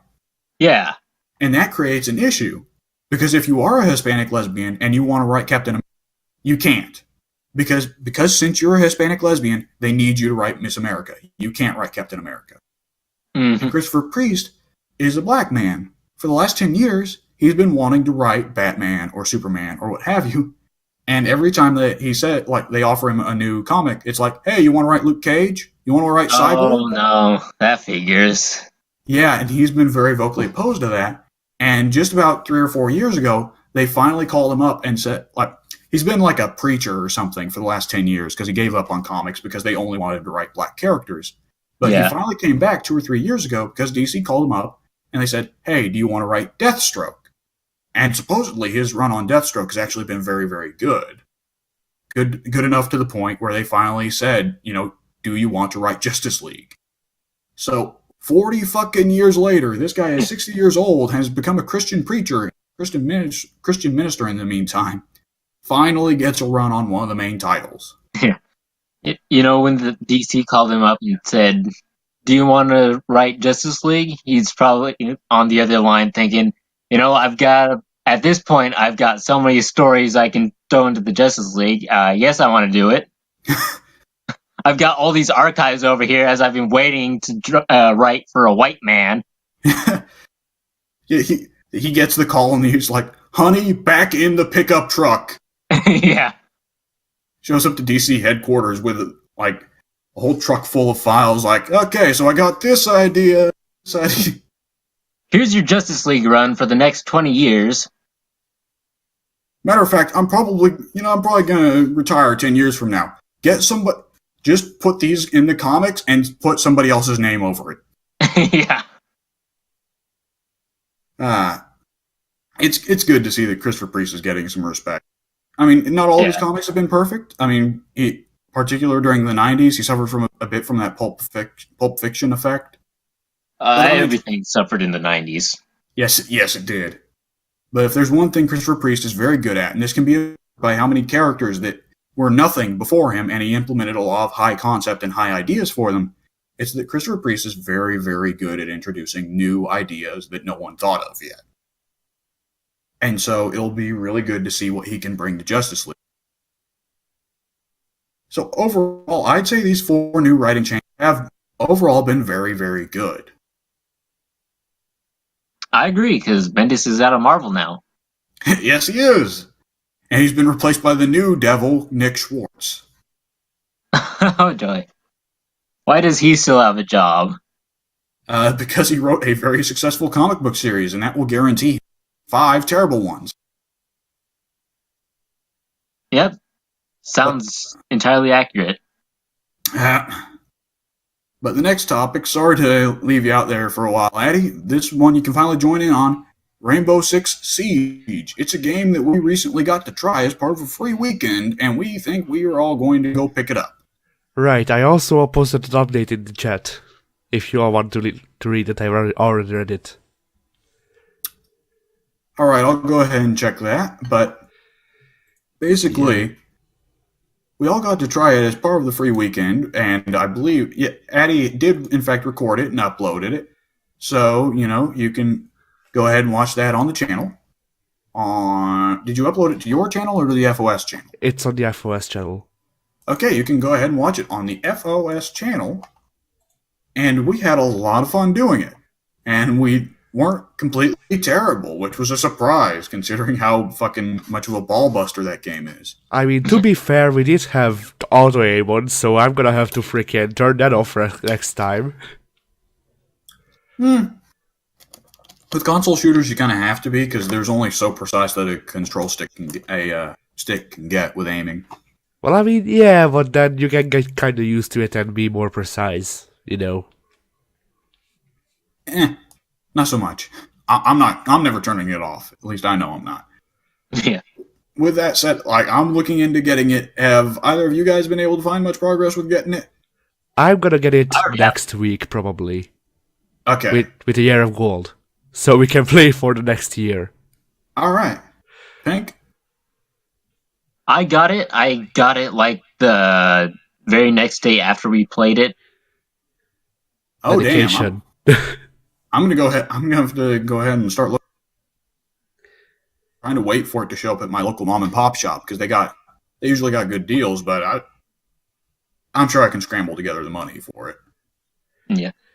So, Me, yeah, I didn't have to go anywhere to get it because I just did it digitally, because that's how I prefer to do games now, because you don't have to run up to the shop. You don't have to run up to the store.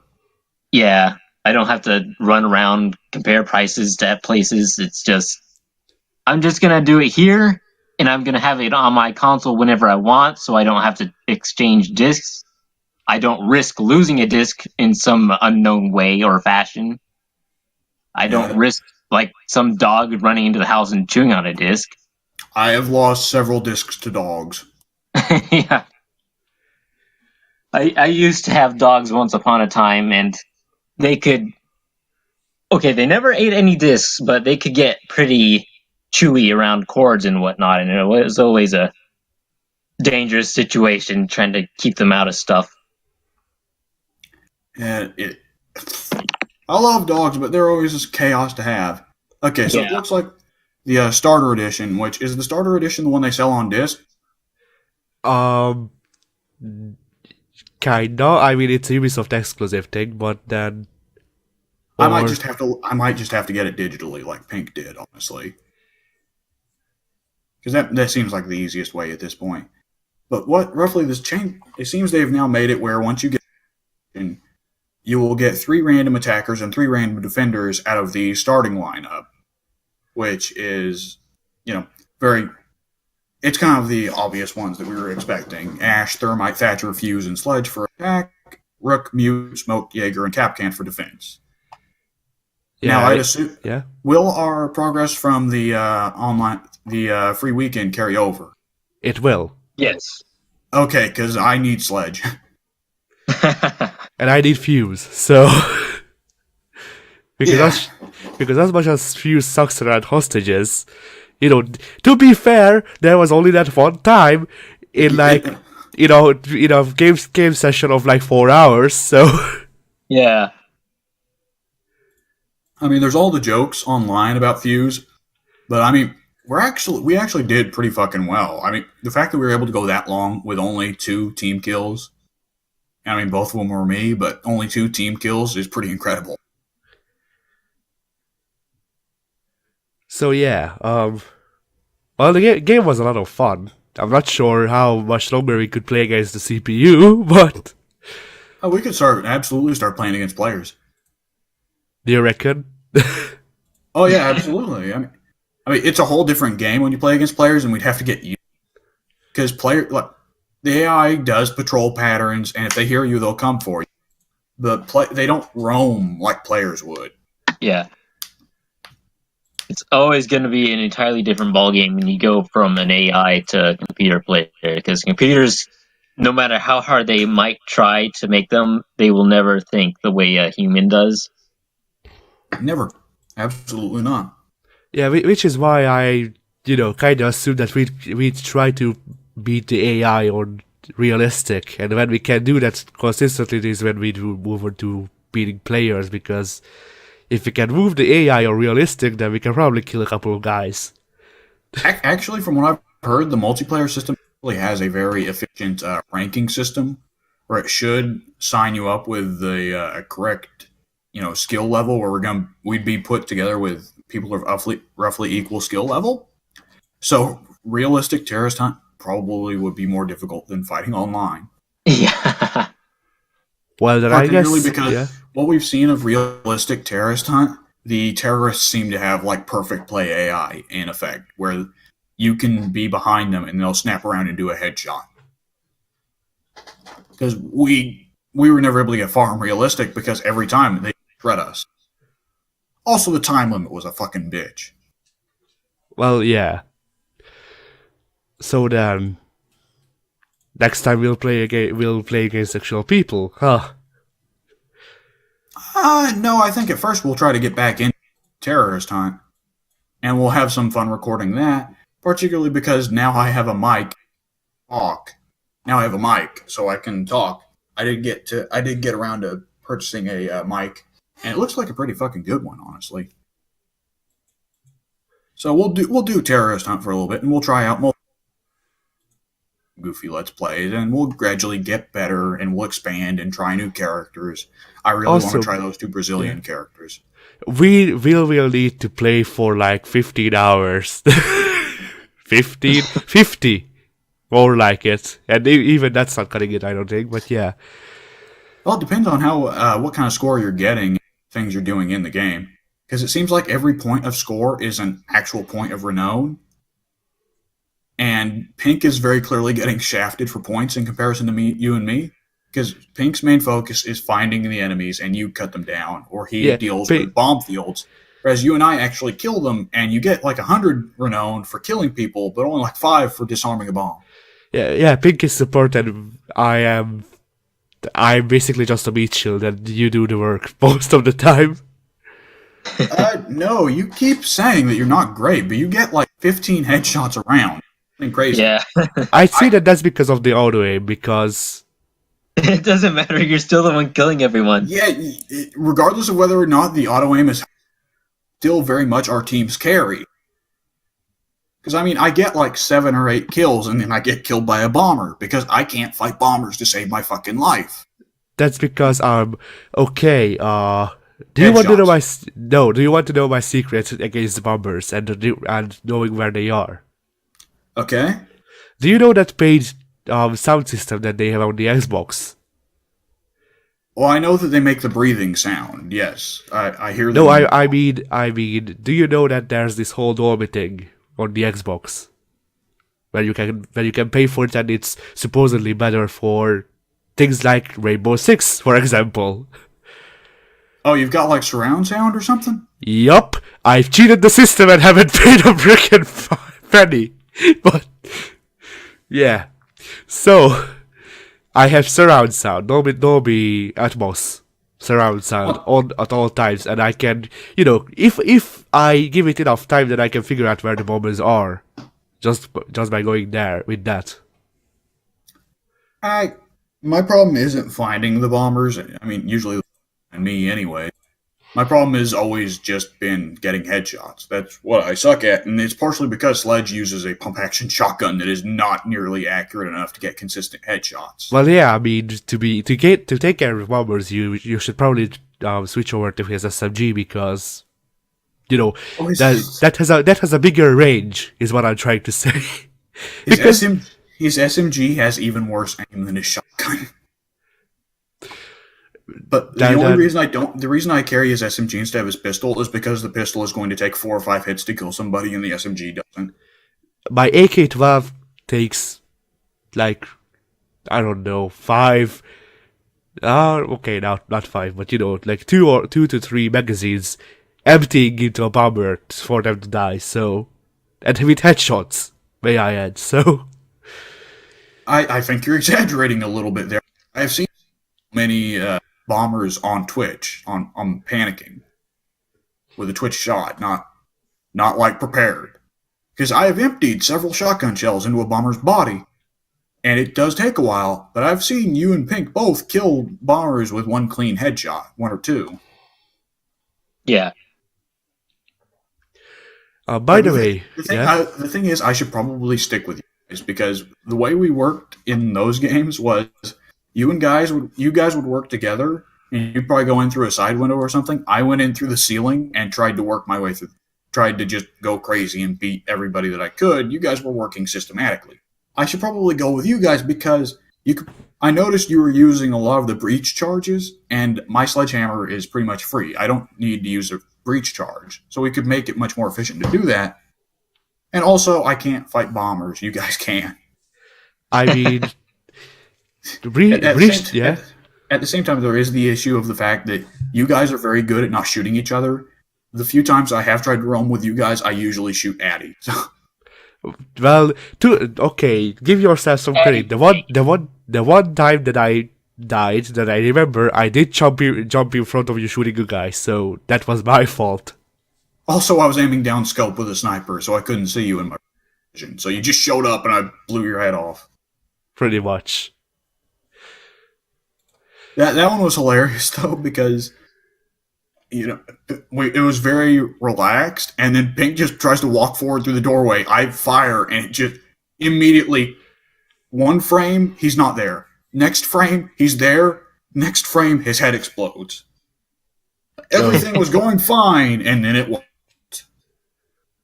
Overall, I'd say, we definitely want to get Terrorist Hunt down, all the offense modes. Probably cut out the defense because, you're going up against fucking 50 guys in AI defense against the AI, whereas defense against players, you're going up against 6 guys. Now, those 6 guys are probably smarter and stronger, but it's 6 guys, and they can't just bury you under bodies. Which absolutely is a thing with the Terrorist Hunt defense mode, because you only have so much health. Once you get to Wave 2 or Wave 3, you're going to have pretty much 0 health and not be able to do anything. Get shredded by the first asshole that goes through the door. Another thing that I've read is that hostage selection is broken. And by broken, I mean not well balanced. In whose favor? The defenders? No, the attackers. Oh, really? So that's the reason why Alex could do his 90-second extraction of the hostage. Yeah, firstly that because sometimes the hostage spawn in the wrong room and people can just break in, steal them, leave. I'd also say there's a big point of it, and the defenders don't have much time to set up their defenses, and the defenses aren't spectacular.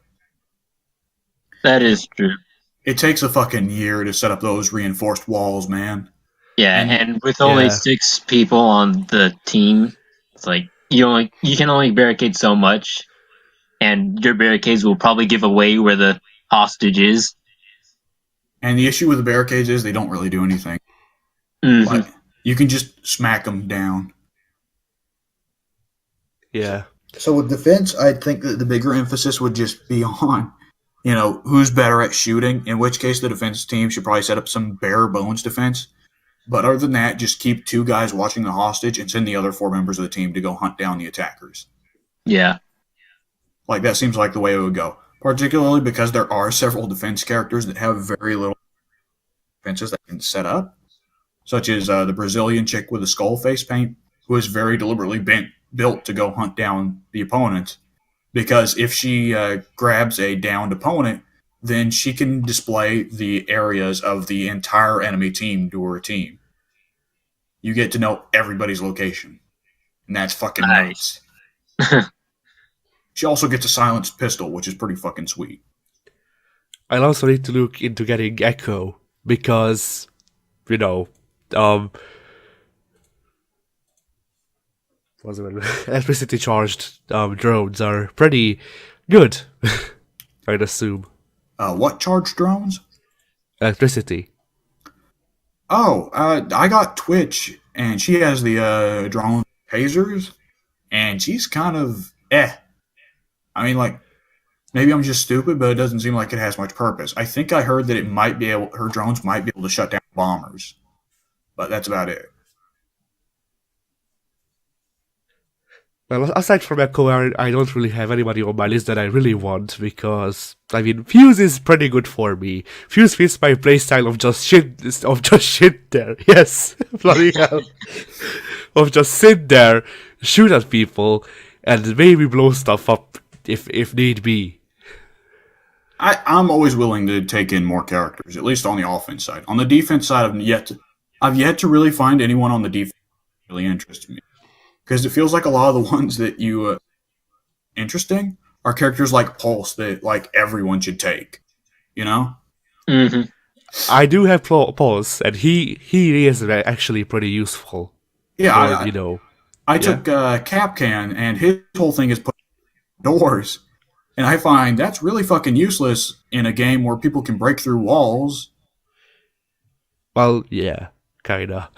I mean, I think Capcan's skill is best used with actual teamwork. Like, everybody reinforces the walls so nobody can get in, and then Capcan just booby traps everything else. So if they decide to get in other ways, then they just blow up.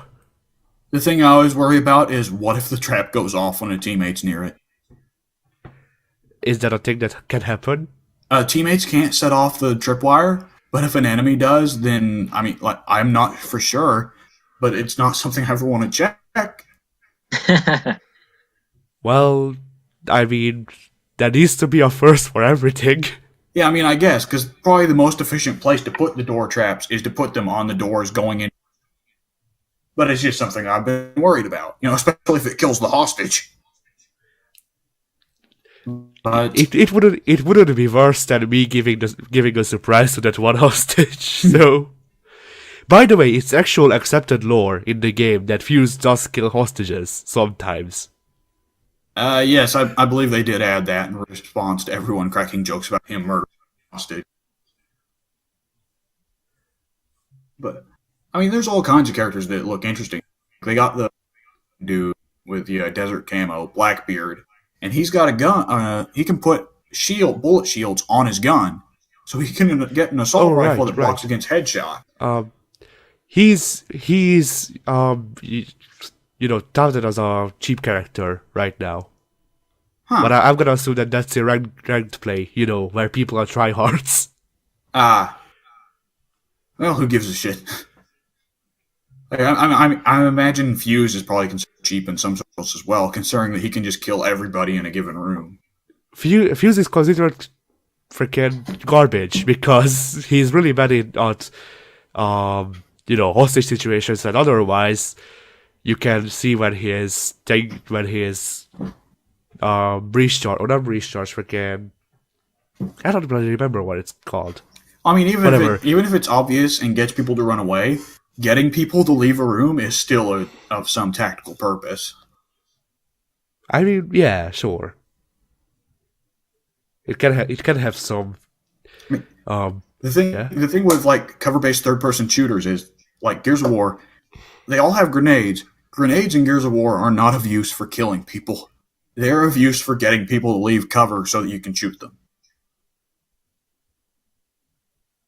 So, a lot of times with a lot of dangerous weapons and very easy to dodge, the use isn't how deadly they are if they connect. The use is getting people to run the fuck away. So, I mean, it'll definitely be interesting to get that going again. I'll have to look into it. And I think we'll have a lot of fun once we actually properly get that started and we have enough time for each of us to get different characters set up.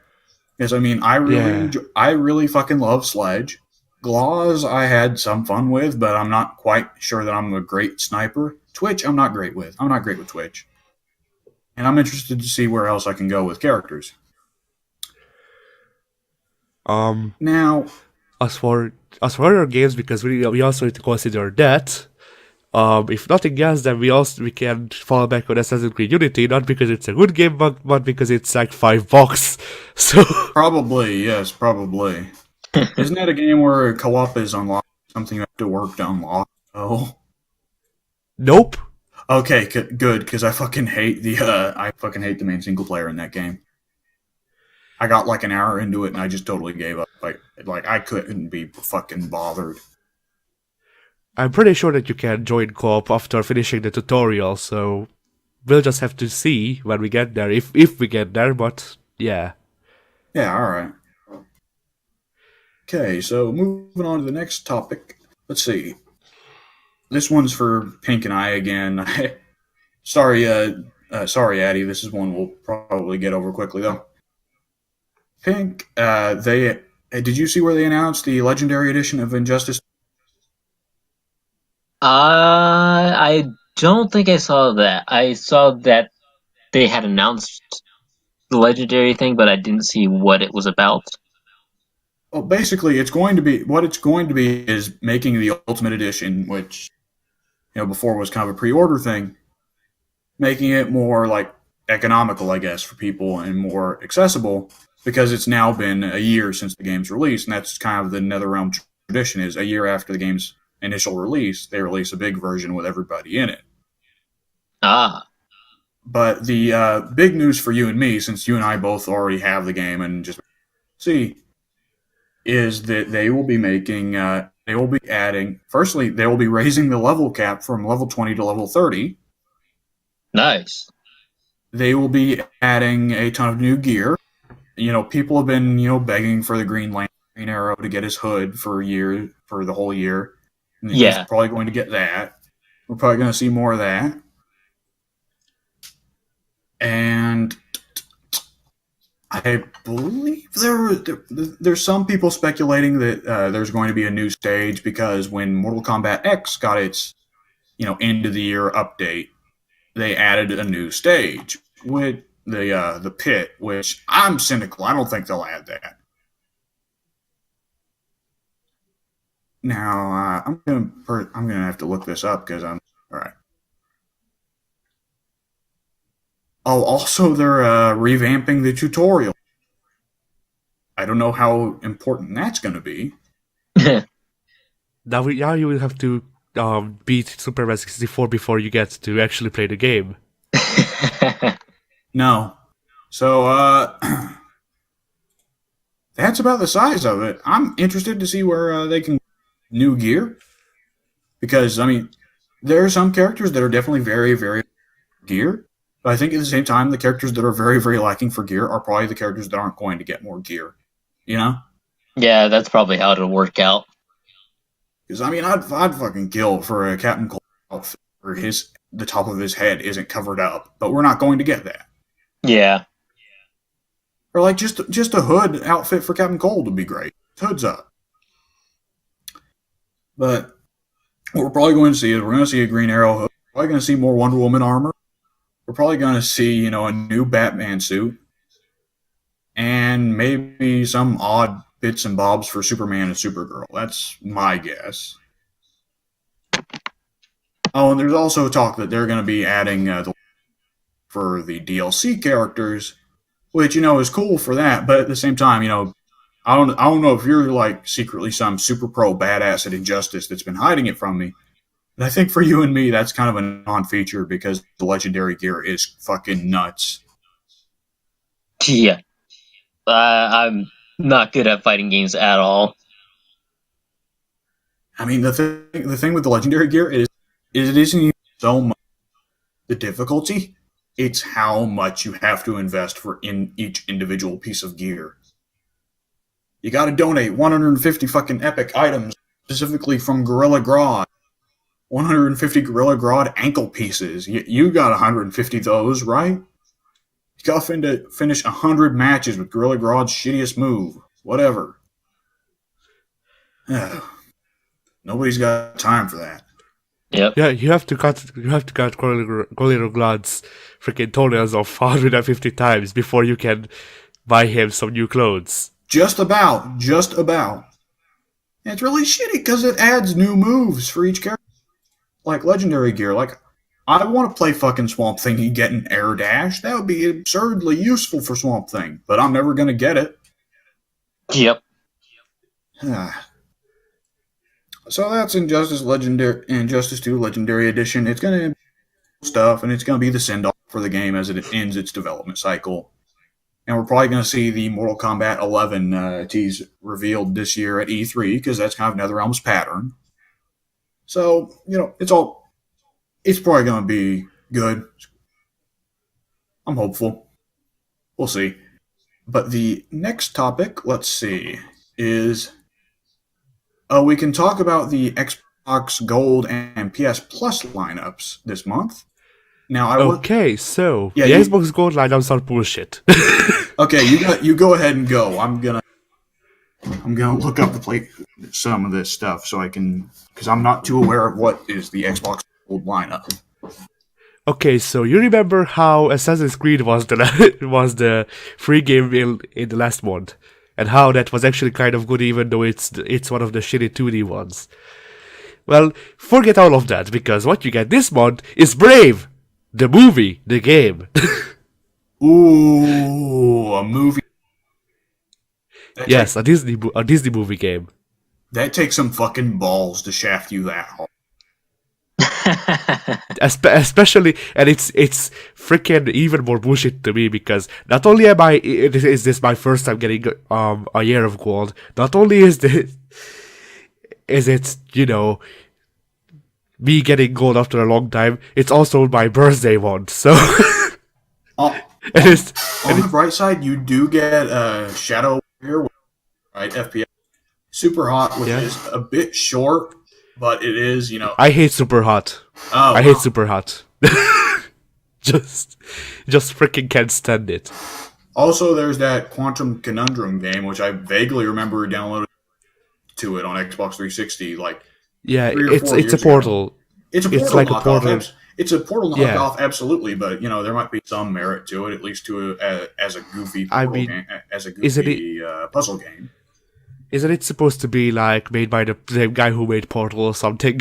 Probably. It looks exactly like it anyway, except a bit more. But yeah, so yeah, the only game that I'm looking forward to getting is Assassin's Creed India, because that's last month's game. That you can still get it until on 16th. Yeah. Also, so yeah, that's the yeah. Also, there's Trials, which a lot of people really enjoy. This isn't the same Trials you're thinking of. This has 2D. This has 2D. I don't want to say run and gun, but it has gunning segments. It has platforming on foot. I know what Trials is, man. I played a little bit of Trials back in the day when it was a new But thing 10 years. but have you seen Trials of the Blood Dragon? Yes, I have. It's Trials, but with a little bit of shooting. Like, what are you going to dispute that? I know you're trying to say like No, I mean it's pretty much it is what it Trials, is. but with But guns. Now you can't say it's not Trials. It's like it's not a big enough change to be like, oh no, it's not. You can't like throw a fit over that. Whoa. So I mean, I think Trials will be good. That'll be fun. The rest of it is not so great because I mean I've played a little bit of Shadow Warrior. Shadow Warrior is fun in a kind of goofy old yes kind of way. It's very similar to Doom or Duke Nukem or what have you. But I mean at the same time it's kind of just a generic shooter that they threw out there. You can have some fun with it, but at the same time it's not going to be amazing. And Pink, you got any views on this Xbox Gold lineup? For me, gold is pretty useless for games most of the time because I'll download them and I'll maybe play the first level or two, but I don't usually get very far, and then they just sort of sit there in my library for the remaining year. It's Yeah, like last month they had that Tomb Raider game. I was like, oh, that's pretty nifty. I always hear good things about Tomb Raider. I never really played any. wait, wait, did they give away that shitty freaking bloody hell? It's like not an isometric. It might be no, that they did though, not give but away you the know, it isometric games. They gave away one of the isometric games on PS4. It's not bad, but it's an isometric game, and is it is it the one with the Maya no Ninka or whatever the yes, like yes. said. Okay, yeah, I got that. I get that for the 360, and it's became backwards compatible recently. And I've thought of doing a review on it because I really freaking hated that game. Not because it's bad; it's actually a pretty good game, especially when you have nothing else to play. And back when it was free, I had nothing else to play. But it's so boring and also not Tomb Raider. So Here, the thing is, it's an isometric game. There's only so far isometric games can go. I mean, in terms of just being a goofy isometric shoot 'em up, where you do some light puzzles here and now and then, it's like with the classic Tomb Raiders. The other classic Tomb Raiders, they're good games for what they are, but there's only so far they can go as being kind of light puzzle platformers with very light shooting elements that aren't very present. It's a big reason of why Tomb Raider has changed so much in the past couple of years, because the earlier Tomb Raiders were what they were, but they were nothing more. and now they are just literally getting choked out. But I mean, there is a thing with the Xbox Gold where it's been a lot of games that you just throw. And I've been in the months that I've had the Xbox One, all of the games that we've received have been backlog games, like the past 3 months that we've got them. And PlayStation has been running into this Yeah, but problem for a long, long time, which is why I'm glad to say that PS Plus this month has actually started giving a shit. yeah, and with Gold, if you don't mind me butting in, but yeah, like the reason why I'm so pissy about Gold being so shit is that I long for the days and by long for the days I mean like December of the year before or something like that, or whenever freaking Brian bought me a month of Gold so I can play games because that happened. But yeah, back then, um, in the same month, Warriors Orochi 3 Ultimate, which is a game that I like a lot, and WWE 2K16 were the free games. And they weren't new games or anything, but you know, Warriors Orochi 3 is a niche game, it feels my niche, and that's why I like it. I can see why people wouldn't.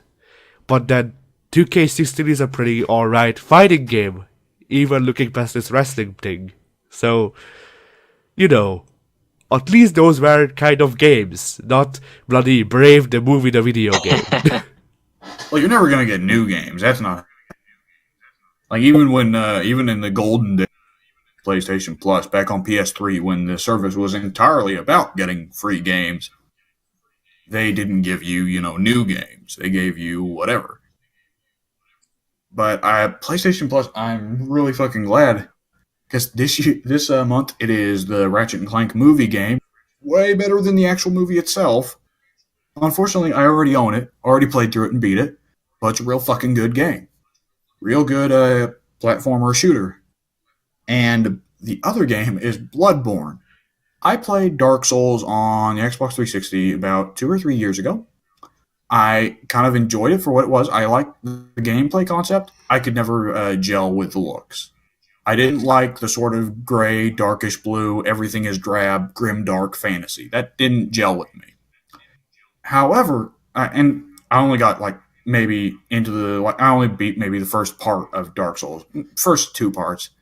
And Bloodborne, on the other hand, is very like it's like 1700s, 1800s, like Sherlock Holmes era, roughly. Classical Sherlock Holmes era. But it's very Lovecraft, and I think that works very well with the grimdark setting. And also, I like the theme color of red as opposed to the grayish, bluish kind of thing Dark Souls had going on. And Bloodborne works much better I think it'll work much better with the sort of very unforgiving enemies hit hard, but you know what they're going to do. But I think it works very much better with Bloodborne's full-on horror type story, whereas Dark Souls has horror elements, but it's more so like emphasized on being kind of an exploration RPG fighter type thing.